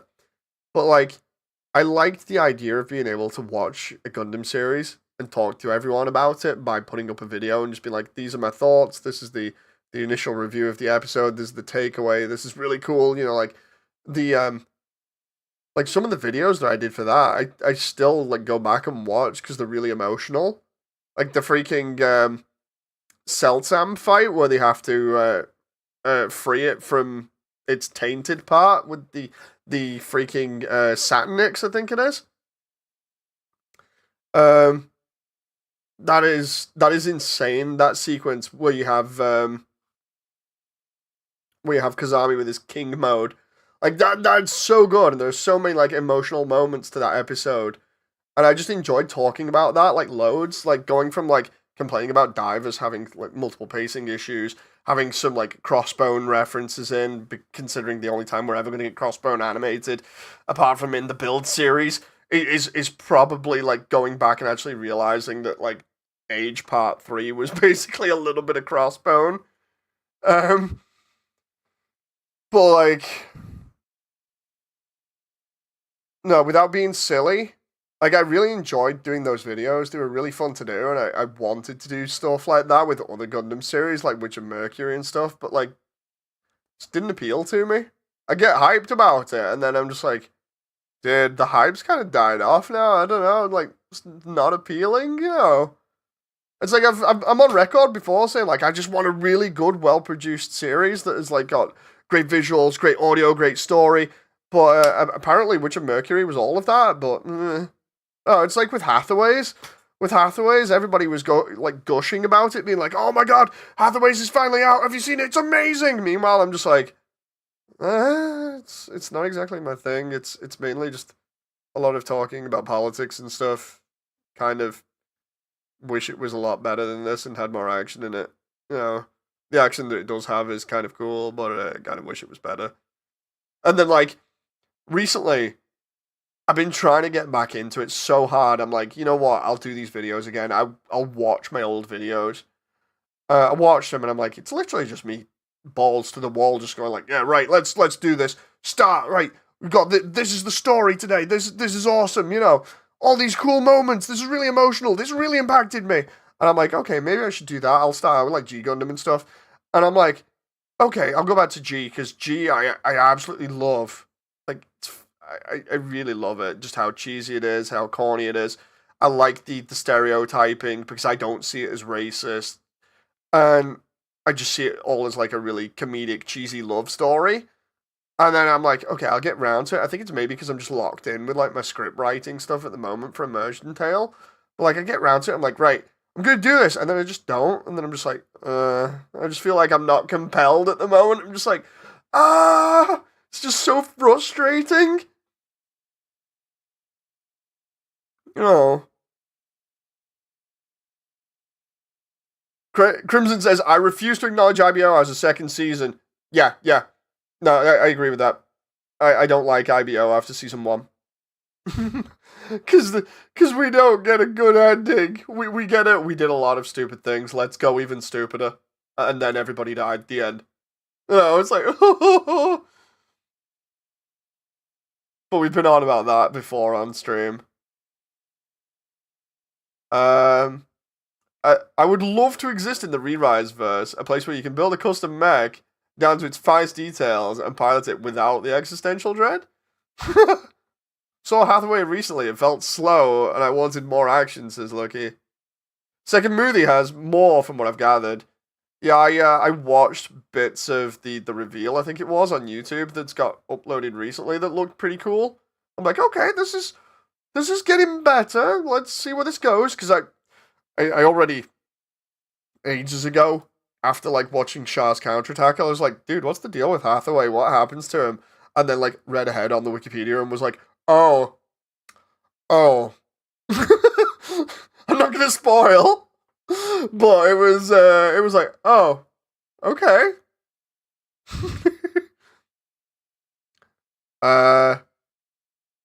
Tequila, Bull, Windmill, and Fish are all peak designs. Is lucky. Yes. Two things that will never get animated: Astray or Crossbone. Yeah. I love Crossbone mainly just because of like the pirate aesthetic and the fact that it's really late in UC where you can have all kinds of crazy technology. You know, I like the idea of the Crossbone Gundam. It's just really cool. I think part of that is influenced by watching Robert's old videos from like 13 or 17 years ago or something crazy like that, where he's painting up like every other master grade Crossbone to look like the X3 or X2 or the X0. Yeah, it's terrible that we don't have Crossbone animated because I think it'd be really good, really good. Maybe I'm just biased, but yeah. It's funny enough, Robert got me into Gundam in the first place because he was like the guy back in the day for like Gundam content if you wanted to just chill and watch some like really happy guy do stuff. No. And it was basically like, oh yeah, you don't have to do everything perfectly. You just need to enjoy the process. And I'm like, okay, okay, I enjoy that. This guy is pretty mellow, you know. And then next moment he's like, so anyway, Double O, and I'm like, oh wait, yeah, Double O, I can watch Double O. If I remember rightly, I also watched Robert's videos and then watched MS 8th Team, and then I found out he also likes G Gundam and Crossbone, and was like, aha, so I potentially have been influenced here the entire time. Robert was the one who made me rediscover Gundam itself. I grew up seeing G Gundam and Wing and never knew what franchise it was, says Crimson. Don't forget season 3 of Thunderball. Oh god, yeah. Everything post Hashimal is null and void. Ghost is neat. Yeah, Crossbone Ghost. I mean, we got the No Name Astray. The No Name Astray is pretty cool, but like having the actual Astray sub story from Seed animated with like the blue and the red frame would and arguably the gold frame as well would be cool. It's like the whole thing about them doing the goddamn model kit for the command version of the green frame, and then it was a custom that somebody had made. It's like, why don't you take advantage of this? No, it would print money, but of course then they'd have to make new versions to actually make more money. Let's see. Doesn't count. I need to see low shenanigans. Yep, yep. I still think it's funny how Seed literally, according to Wacky, is literally just like Low coming in and doing all the actual work, and Kira just kind of doing things in the foreground while Low's busy repairing the narrative with the red frame as such. That reminds me, Narrative was actually alright. I remember watching Narrative. That was actually really fun. Especially because I'd not heard anything about Narrative up until that was released, and then it's like, oh, I can speculate about it, and then it's like, oh, this is really cool.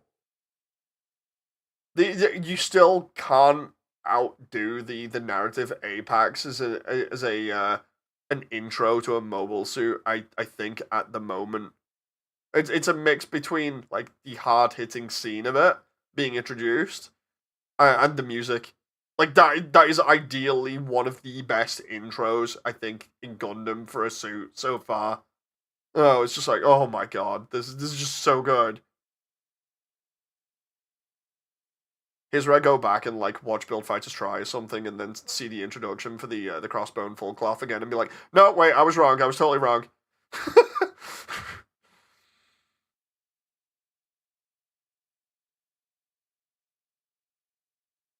The pilot of the Blue Frame helped train the M1 pilots and was offended with the performance of the suits initially, since they were based off the Astrays. Yeah, Seed is UC on steroids with its mechs.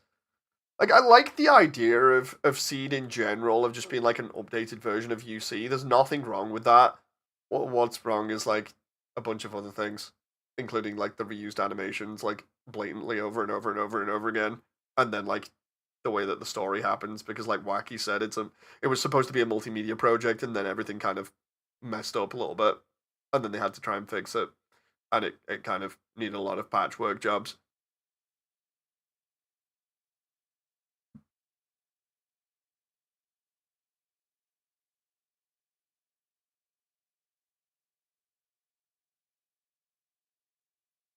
Sky says, Echo du Ciel being some story about a young girl going through MS training and preferring a single forward mounting screen over a 360-degree cockpit due to sensory overload. Interesting. Like, I can kind of understand that because of the stupid VR chat world with the whole thing of trying to fly a Gundam round with no point of reference for the floor as well in space. That was terrible. That was terrible. I remember when we did that. Yeah, Seed's designs are actually really good. No, I don't think there's anything wrong with Seed designs for suits. It's just everything else surrounding Seed. No.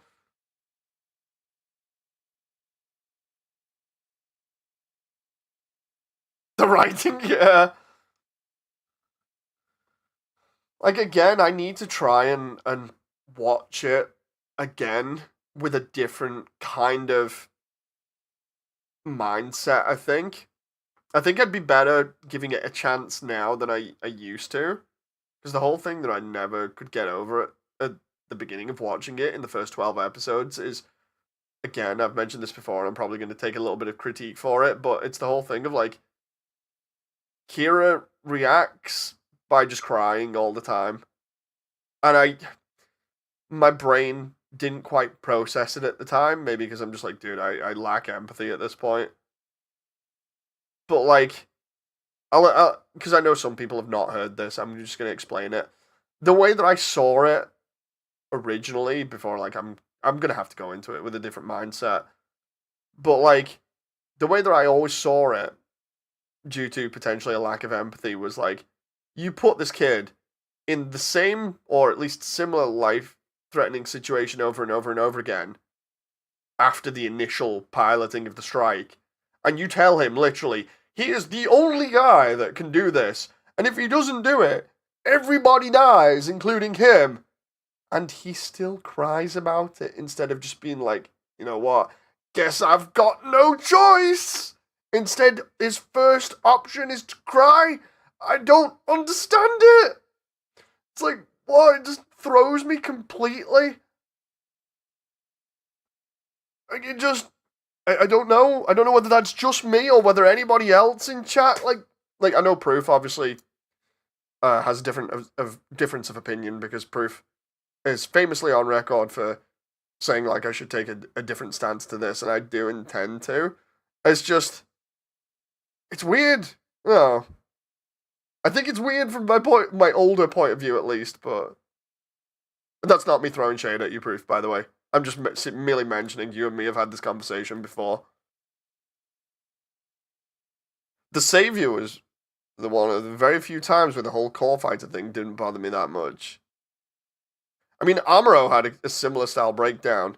See, that might be a thing for me. I have not actually watched the OG Gundam. The only thing I've watched related to it is Doan's Island and Shah's Counterattack.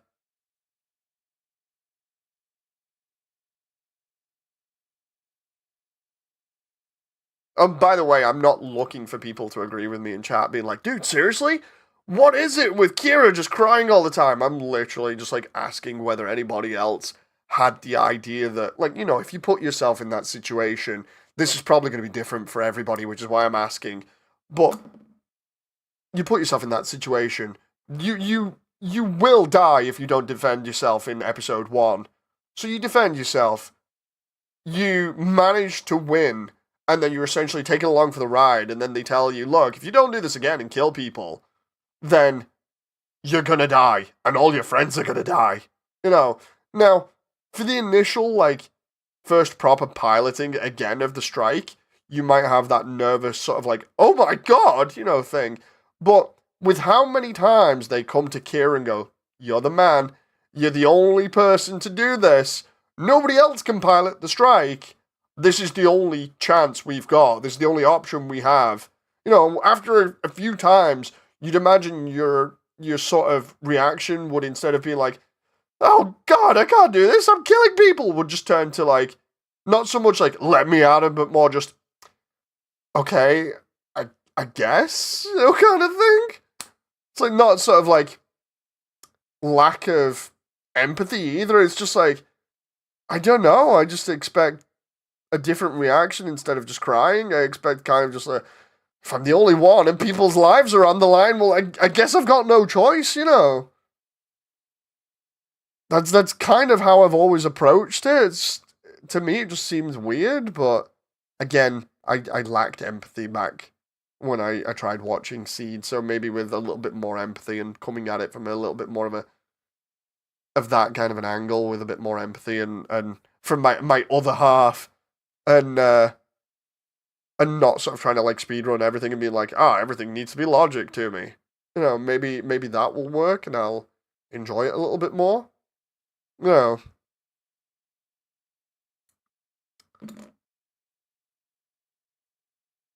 We can go the Amuro route and be a shut-in for a while, thinking we're the only ones who knows best. I need to watch OG Gundam. Amuro had Bright. What's his face did not. It took Silo launching in the Gundam to put herself in danger for him to realize, oh crap. See Destiny, racists versus racists. I can see a lot of people breaking down like Kira did. The trouble is that those people end up doing incredibly stupid things, and 100% of them get killed or put in jail. Empathy has nothing to do with it. Stupid is just stupid.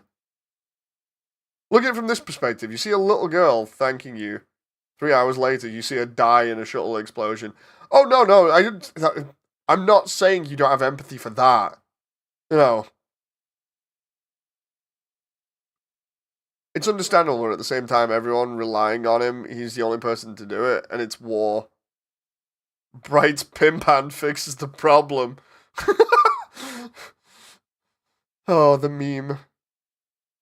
Like, obviously, people dying left and right is not good. That's going to get an empathetic reaction from people. I think my whole thing focuses on just the whole thing of the crux of it being you can only be asked to do something so many times before something has to give, You either just turn around and be like, I'm not doing this, put it on somebody else, and just flat out refuse. Or you just turn around and go, look, I guess I've got no choice if I'm the only one. Otherwise, we all die within, like, the next hour or something. Guess I'm getting in the suit because other people's lives are at stake and not just mine, and I can't be selfish about that, That's kind of where I'm coming from, or at least where I was coming from. I'll have to look into it more. Kira's whiny as he didn't have a manly hand slap him in the right direction. Yeah, because the ship, that's going to make me sound terrible. The ship is full of women and children. And no males. No, wait. No, because why didn't Moo do it? Like, Moo's the only good, like, I'd argue the only good male character outside of Andrew Wadfelt later on. So why didn't Moo do it? No. To be fair, Moody, some did try and do that in Seed. I can't remember the guy's name. The classmate. Oh, yeah. The guy with the orange glasses. I'm trying to remember myself as well. Moo didn't have suit training. No, what I mean is, like, might not have had suit training, but why didn't Moo give him the bright slap? I think he did. I'm remembering something like he did have a conversation with him about it being serious, but obviously we didn't have, like, Moo slapping him. Or at least not that I remember. It's been a while. It's been like a year or so, but... Because Moo was Carefree Senpai and didn't come off as a stern person. Like, when you think about it, Moo should be the guy to do it. He's the only other guy that, like, pilots anything on the ship. Everybody else has either a Skygrasper or is part of the bridge crew or the Sea Whiz, crew. Whereas Moo's the only other one flying the Mobius, right? The Mobius Zero. With the gun barrel beds. It's like, they're both in combat, in the same battlefield. Moo should be giving him pointers, tips, and advice. Or at least coaching him or trying to help him. Like, again, maybe this is because I'm not remembering much of Seed. Outside of remembering that episode 38 is apparently really easy to find on YouTube, and that's exactly when the freedom comes in.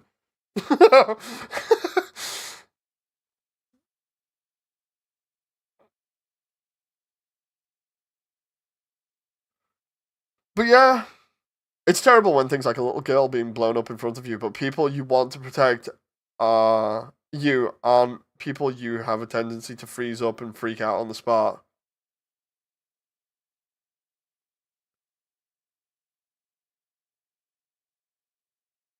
I can understand the angle of Kira being a civ and Moo not really knowing how to help in that aspect.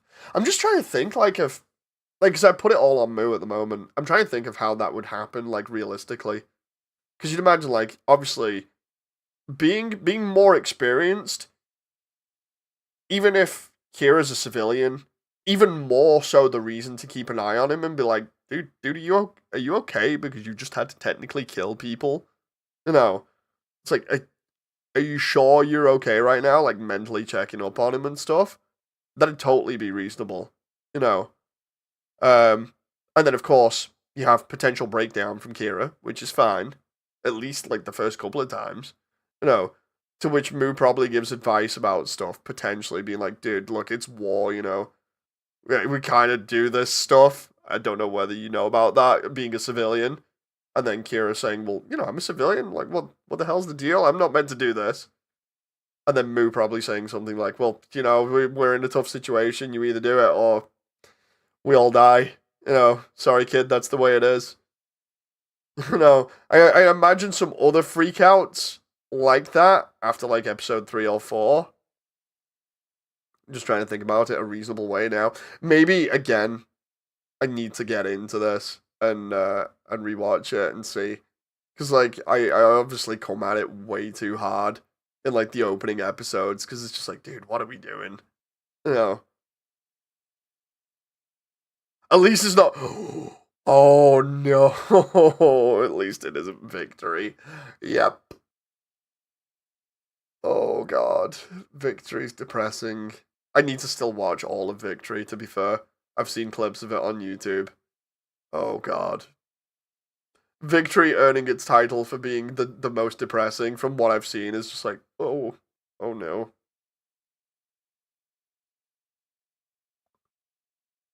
As far as pro tags go, I find it much easier to believe if the pro tag was latest, the latter, specifically if he was secretly the perfect being.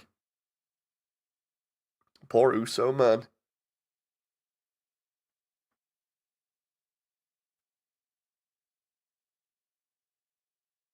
I get that, but it's hard to sympathize with the person that would be the main protagonist if he breaks down easily. Just most people might react like Kira did. There are some cities that wouldn't. Proof says, kind of hard telling this stuff to a 16-year-old kid and having taught like an adult and don't telling himself why he has to suffer through this. See, the thing is, I can see Kira literally like having a full on breakdown and be like, dude, why do I have to do this? You know, and trying to search for the answer. But comparing it to like other narratives, that's where I'm like coming from here with this. It's like I could literally just see Moo just being like, dude, there's no other option, you know. I'm just sorry that's the way that it is, and then Kira just like flipping out yet again and being like, yeah, but why? It's like because apparently you're really good at piloting this mobile suit, and then of course they get into the whole detail about the mobile suit only being able to be used by like coordinators or something, you know, and then him obviously having that hard time adjusting because he's a coordinator, and apparently naturals can't use the strike, especially when you've reprogrammed it to be able to use it. On a slightly positive note, Tomino basically did say that he would do victory differently. Oh, interesting.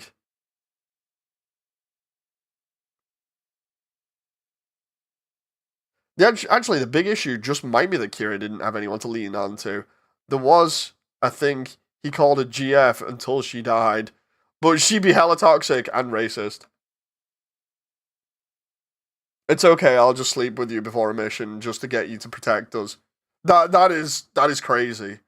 You know, that was a moment. Also, I might hate your guts secretly. Oh, Flay, yeah.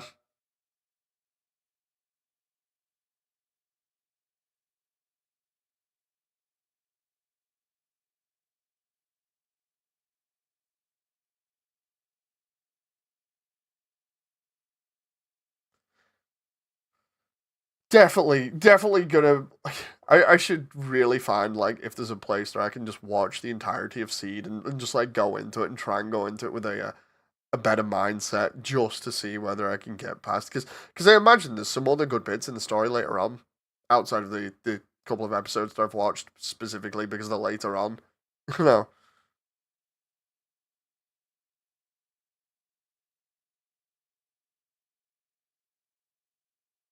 I'm just trying to remember, wasn't it? Trying to remember the name of the other classmate because wasn't it he was dating Flay and then Kira cooked him, or at least it looked like he did for those episodes. I'm trying to remember.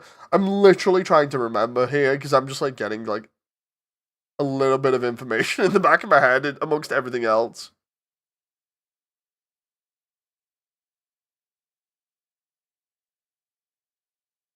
Yups, this guy.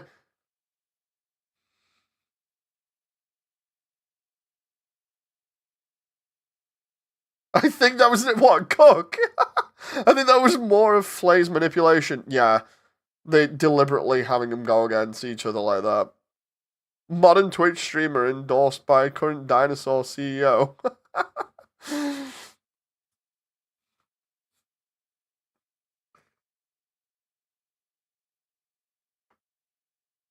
You know what I didn't like about the freaking freedom, well the Seed Freedom movie, I think it was the bit about killing off a couple of the Black Tri-Stars in that.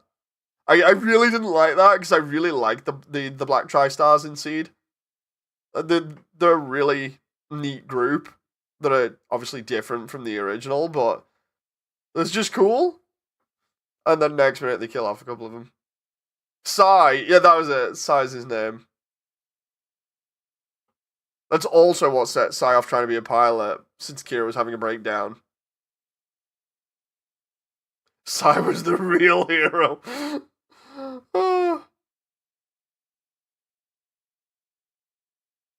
I just realized because we do Discord streams on here at the same time. That's why the Discord's been coming up. So if I pull that up now, there we go. So I wanted to check and see whether Jen had messaged me. Oh yeah, Crimson. I'm sorry about that. I am totally forgetting that the freaking O Gundam from Double O had a yellow V fin. I honestly thought it had a white one. I'm just checking all the messages right now.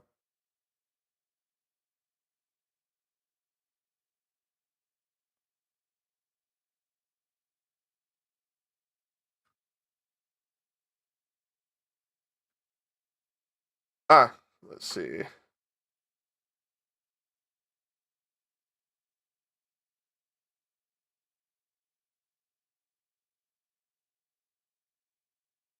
Kaiser asking about Bionicle prices in the Lego section. Ooh, Bionicle's going to be kind of expensive depending on what you want.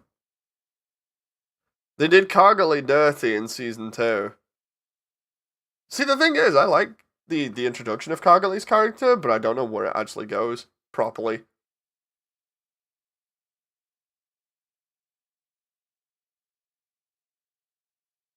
Sai had it rough.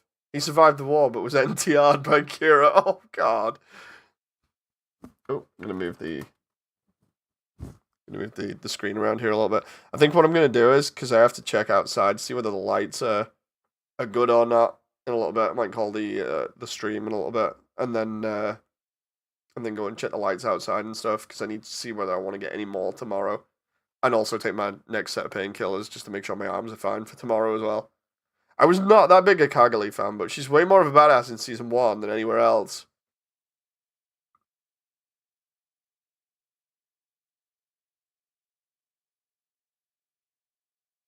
I'm doing coordinators casually. We can't have somebody doing that. Apparently, she had personality but was turned into an object in season 2. God damn it. Why do people do this with female characters? They just completely ruin them. All I'm after is like a decent representation for female characters that makes them kind of well written and good in terms of like combat or whatever, but does not make them just a reskinned dude. You know, Like, seriously? Ah! That's what gets me about every single show that like botches like female like story and stuff. It's like no one's saying you have to literally make a female character good all the time, but the support writing for them to make them compelling and interesting has to be there for them to be good. You know, to make you care about them. And I'd argue like the whole thing about femininity that needs to be there so they can show off the female side, so that makes them different, and you can kind of uh see things from a different perspective compared to just writing a reskinned dude, which a lot of things have done recently, and it's just so stupid. I'm getting sick of it. I'm getting sick of literally the reskinned dude thing when like most of my favorite female characters from like Gundam, uh, uh like Rain or freaking Chris from War in the Pocket and stuff. Um, I can't. I'm trying to think of all of them off the top of my head now, but I'm literally. I've named them before in the past where I was on about like the Gundam movie stuff like ages ago, where I was like, oh my god, if they have a female pilot, better not be like this. You know, I remember listing off a bunch of them that were really good for like various different reasons that I actually enjoy, instead of just we took a dude and reskinned him. You know, I really wish that they'd stop writing female characters bad. She was handed the best mech and got entirely wasted because an angsty teenager was having a mood swing. What? What? Freaking Shin. We don't need nine. We didn't. We don't need more Nina. Yeah, oh god, Nina. Nina, I'm going to like start potentially dating Ko, but now I'm gonna cook him because I still have feelings for Gato. What?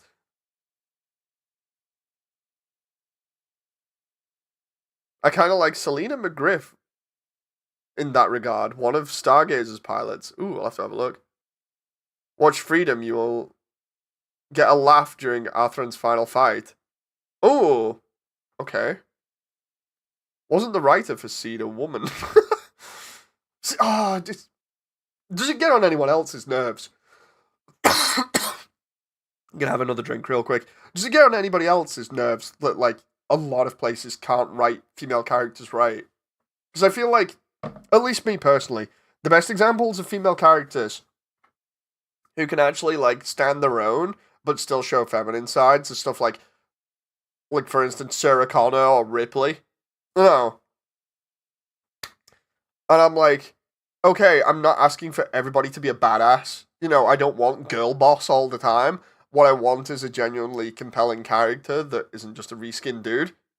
No, instead of girl boss immediately wins everything. I just hate that. I hate that so much because it's not a compelling character. It's literally just a reskin.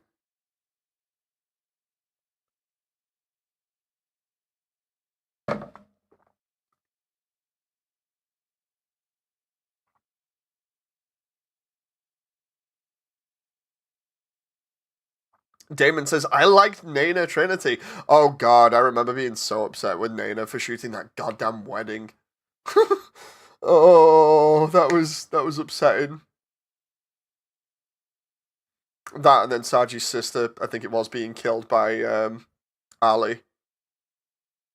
And then lock on. Like the internet collectively had at that point in time had a freaking online memorial for lock on. You know, I remember being on 4chan and everybody being like, goodbye, sweet prince. Like, oh no. And then somebody posts the goddamn Haro picture, you know, where it's just like, lock on, lock on, lock on. It's like, no, no, no. Don't pull my heartstrings like this. Oh, that sucked so much. And then the rematch with freaking Lock On's brother was amazing. No joke, the freaking I don't know how you want to say it, Charadim, whatever. The second suit to take over after Dynamis literally had some really badass fights in Double O Season 2.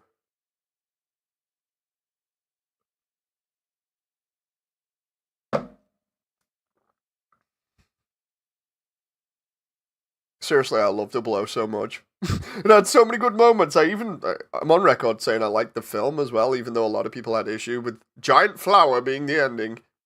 You know. Is it weird that I like Naina and Ali as my two favorite characters as Damon? Damon, do you have a thing for psychopaths? I'm messing, by the way.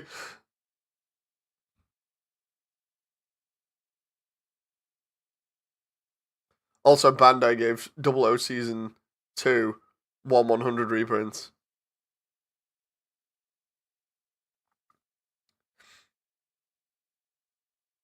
I mean, you've seen my art system. I'll take that as a yes then.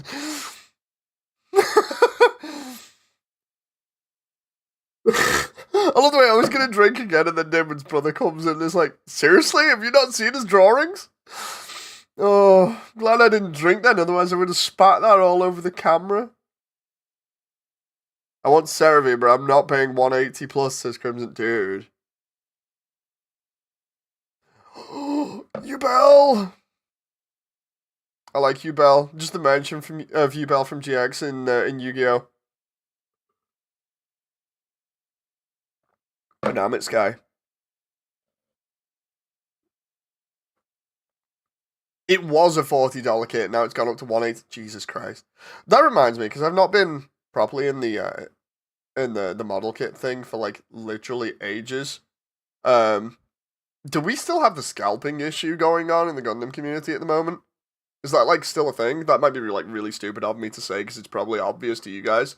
But do we still have the stupid scalping thing where like nobody can get any kits at all, and they're only like entry grades and SDEXs that we can buy? And before I have to do research to this or something, because that was a big deal like a couple of years ago. And then since then, the last thing I bought was the freaking P Bandai Death Scythe. Depends on the kit. Oh, if it's the older stuff, yeah. No, this was like, remember when they released like the Phantom Gundam and stuff like that, and then it immediately got scalped in like 2 seconds. Like I know they've announced the Spiegel Gundam at the Shizuoka hobby event recently, and a bunch of other stuffs. Like, are all of the new stuff, even like the P Bandai stuff, just like easy to get now, or is it a case of like, bam, it's gone? No, because like a couple of years ago, it was literally like you couldn't get your hands on anything because everybody was just scalping the shit out of everything. Damon's brother says, "I, on the other hand, am cultured and I'm into the darkness type from Konosuba." and then here's us in chat like a couple of years ago mentioning how Gem was like darkness.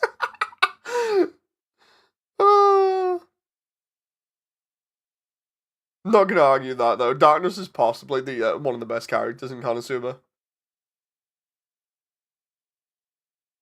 Scalpers plague every community. Yeah, including the whole thing with like Logan Paul and the manga community at the moment, trying to get everything graded. Ugh. First, he came for the card games. Then he comes for the manga. Next, he'll be doing it with video games, and then prices will go even stupider.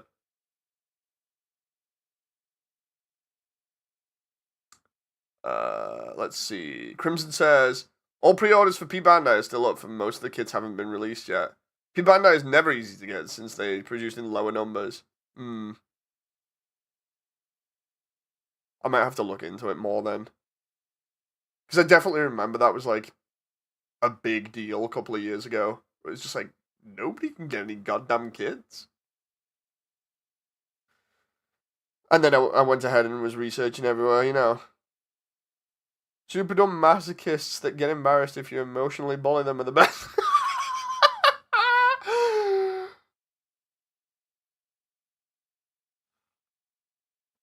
Love Konosuba.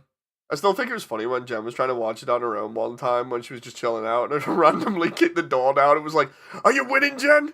No, instead it was like, "Seriously, you watching Konosuba without me?" And she's like, "What?" I was like, "We have to watch this together now."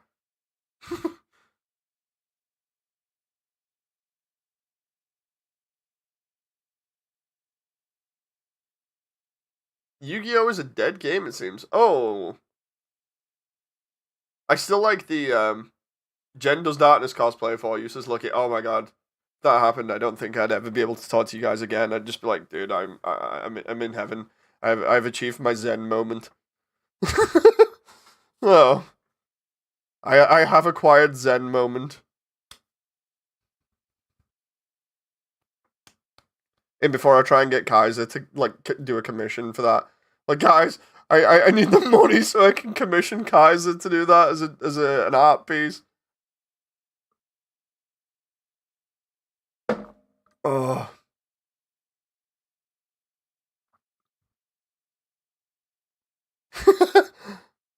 The VTuber model. I technically could do the VTuber model and just like swap, like body swap Jen's head onto it. Like get a model from Konosuba and do that. That would be good.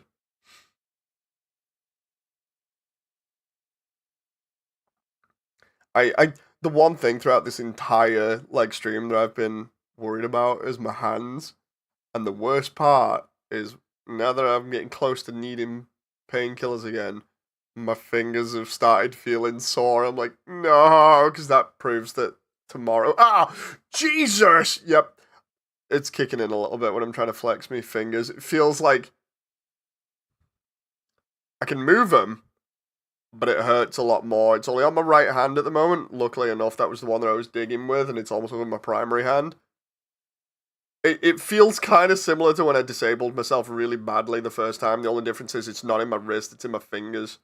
So that's gonna mean I'm probably gonna be doing more of these streams in future. Jesus Christ. These easiest way to describe it is I can hyperextend my fingers a little bit backwards, and I can do the same with like my wrists. I can rotate them in weird ways. I'm gonna have to do some stretches after this. But I'm like hyperextending my fingers backwards just slightly, and I can feel the tendons pulling on the two middle ones, and it kills like mad at the moment. It's just like, ow, ow. I really shouldn't be doing this, but I'm still doing it anyway for stretch training, to try and get them back in shape quicker. Oh boy, that's a familiar feeling that I did not want. So I'm probably gonna be on, like, if I have my set of painkillers, if I hold off and have them in like another half an hour, that'll be 3 in the morning that technically I could have the next set, but of course I'm not going to be awake for that. Because you can have 4 sets within, 4 sets of 2 within 24 hours. Technically tomorrow, if I do this strategically, I could have another 2. So if I take some in the morning, and then relax like most of the day, despite me having to look after Rachel, if I get lucky and manage to call like a family friend or something to help out with that, I can kind of relax, and then I'm gonna have to chill out the rest of the afternoon, probably take painkillers in the afternoon as well, and then hopefully I'll be all right, and hopefully because I can't take ibuprofen either. Yeah, because the last time I tried taking ibuprofen, I took it was not over the counter stuff. I took some other variation of it that was from the local store, and I think it was the coating on it or something. Actually, put me in hospital because I don't know what the hell was in the coating. It was like an easily publicly available one, but it was just like it literally gave me a really bad reaction and put me in hospital and caused my asthma to flare up. Literally could not breathe at all. It was terrible. And all I had was one. If it wasn't for Jen and your daughter, I'd say you exist in the wrong age. Imagine 200 years from now where they're likely be able to fix or replace hands. Yeah, I mean, I've always been in the wrong age. Like you could say I've felt like that for most of my life because of my skin condition. Like whenever I've been disabled because I've been walking too much on my feet in the past, I've always joked and said, "Dude, I'd love to have like robo legs or something, or tank treads for feet." But yeah, it's crazy. Like if you could easily solve my problem by saying like, dude, if you cut your legs off and just give you some of those like running blades that runners have, and you can use them and we're guaranteed you'll never get blisters on like your legs or anything. I'd be down for that. I'd be like, right, I'm sacrificing my legs for running blades. Same with my hands. If they turned around and went, dude, we can cut your hands off tomorrow, and replace them with robo hands. You'll still be able to feel and touch things, but you just won't have these problems with your tendons and your muscles because of overuse. I'd be like, yeah, I'm down for that in a heartbeat. You know, get a Segway, you old timer. I'm not that old, not yet. Oh yeah, Cyberpunk. I'd totally be chromed up. I'd totally be chromed up to just underneath the limit before I go psycho. But yeah, I'm not at the point of getting Segway just yet. I'm guilty. Um because like today Jem was like, don't go crazy. And again, the problem with me doing the gardening today was I thought, right, on the surface, it just looks like a bunch of small weeds that I can pick out. But the moment I started, I quickly found out that all of those weeds were connected to tree branches. So I started slowly picking them up and following where they were going. And I clicked on about halfway that they were all going to this tree and that they were all connected to these tree branches or roots. And I'm like, God damn it. So then I'm trying to still dig these things up and try and rip them off the branch, well, the roots, sorry, and make it easy on myself. And as I'm trying to dig, I'm hitting these roots. So I'm like, okay, guess I'm getting the roots out. So I'm pulling these roots up, doing myself obviously more damage because I'm putting more effort into it. Pulling like half the soil all over the place. I'm getting soil all over my arms, all over my face, and everything. So I basically look as though I've just got mining in my front garden. Instead of actually doing the weeding because it was all a mess. There's like tons of roots everywhere because obviously the basically these weeds were surviving off seemingly being interwoven between these roots. And these tree roots are pretty damn big. And then I get to the tree itself and I'm like, I'm just gonna have to cut this now. So I'm cutting them off with shears and then pulling up these parts and trying to get them out of the way and just isolate the goddamn tree on its own. Well, by the time I'd done that, I had no arms left. I'd been stood up for ages, so I ended up sitting down and just drinking for like half an hour, 45 minutes outside. I'd been sweating so much and covered in dirt by this point that it was just insane. I might as well have just been thrown down the pits or like a mine or something. It looked like I'd been just down a mine. And then when I came in, I was like, Jed, I'm sorry. She's like, just go have a shower. You're that dirty. No, I'm on record multiple times saying once I start something, I don't like going half-assed or like I don't like stopping something until I finish. It's just I kind of again have only myself to blame because this is always my reaction of like, dude, if you want a job done, you might as well get it done yourself and have it done so that you don't want to be faffing around with it halfway through the week and be like, oh, I still have to do that, but I can't do it because I'm looking after Rachel. It's like, it's my only chance to do it with good weather while somebody else is there to look after Rachel so that the rest of the week can be focused on Rachel. And instead, it's going to be focused a little bit on Rachel and a little bit on recovery. You know.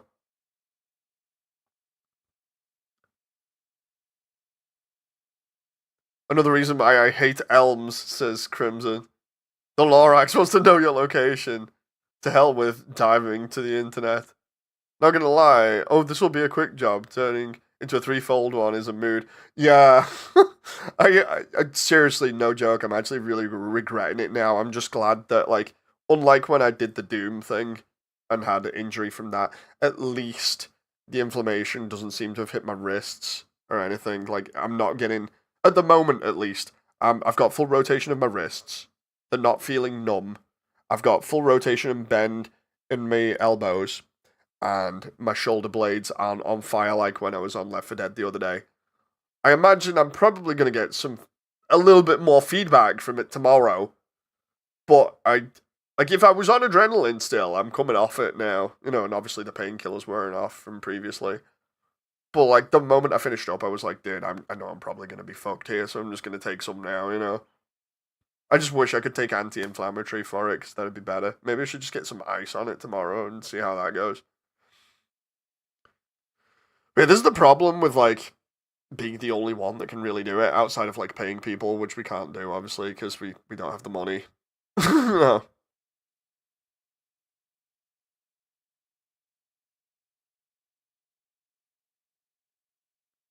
This guy says, I was going to say, especially in Cyberpunk, at any reality you can dive into, the internet is probably be as bad, if not worse, than Cyberpunk. Divers isn't terrible if you count that. This guy says, didn't watch it, but know a bit about that. I've been said it's any fictional verse with any mind links up to the internet could become a horror show if I put context into reality.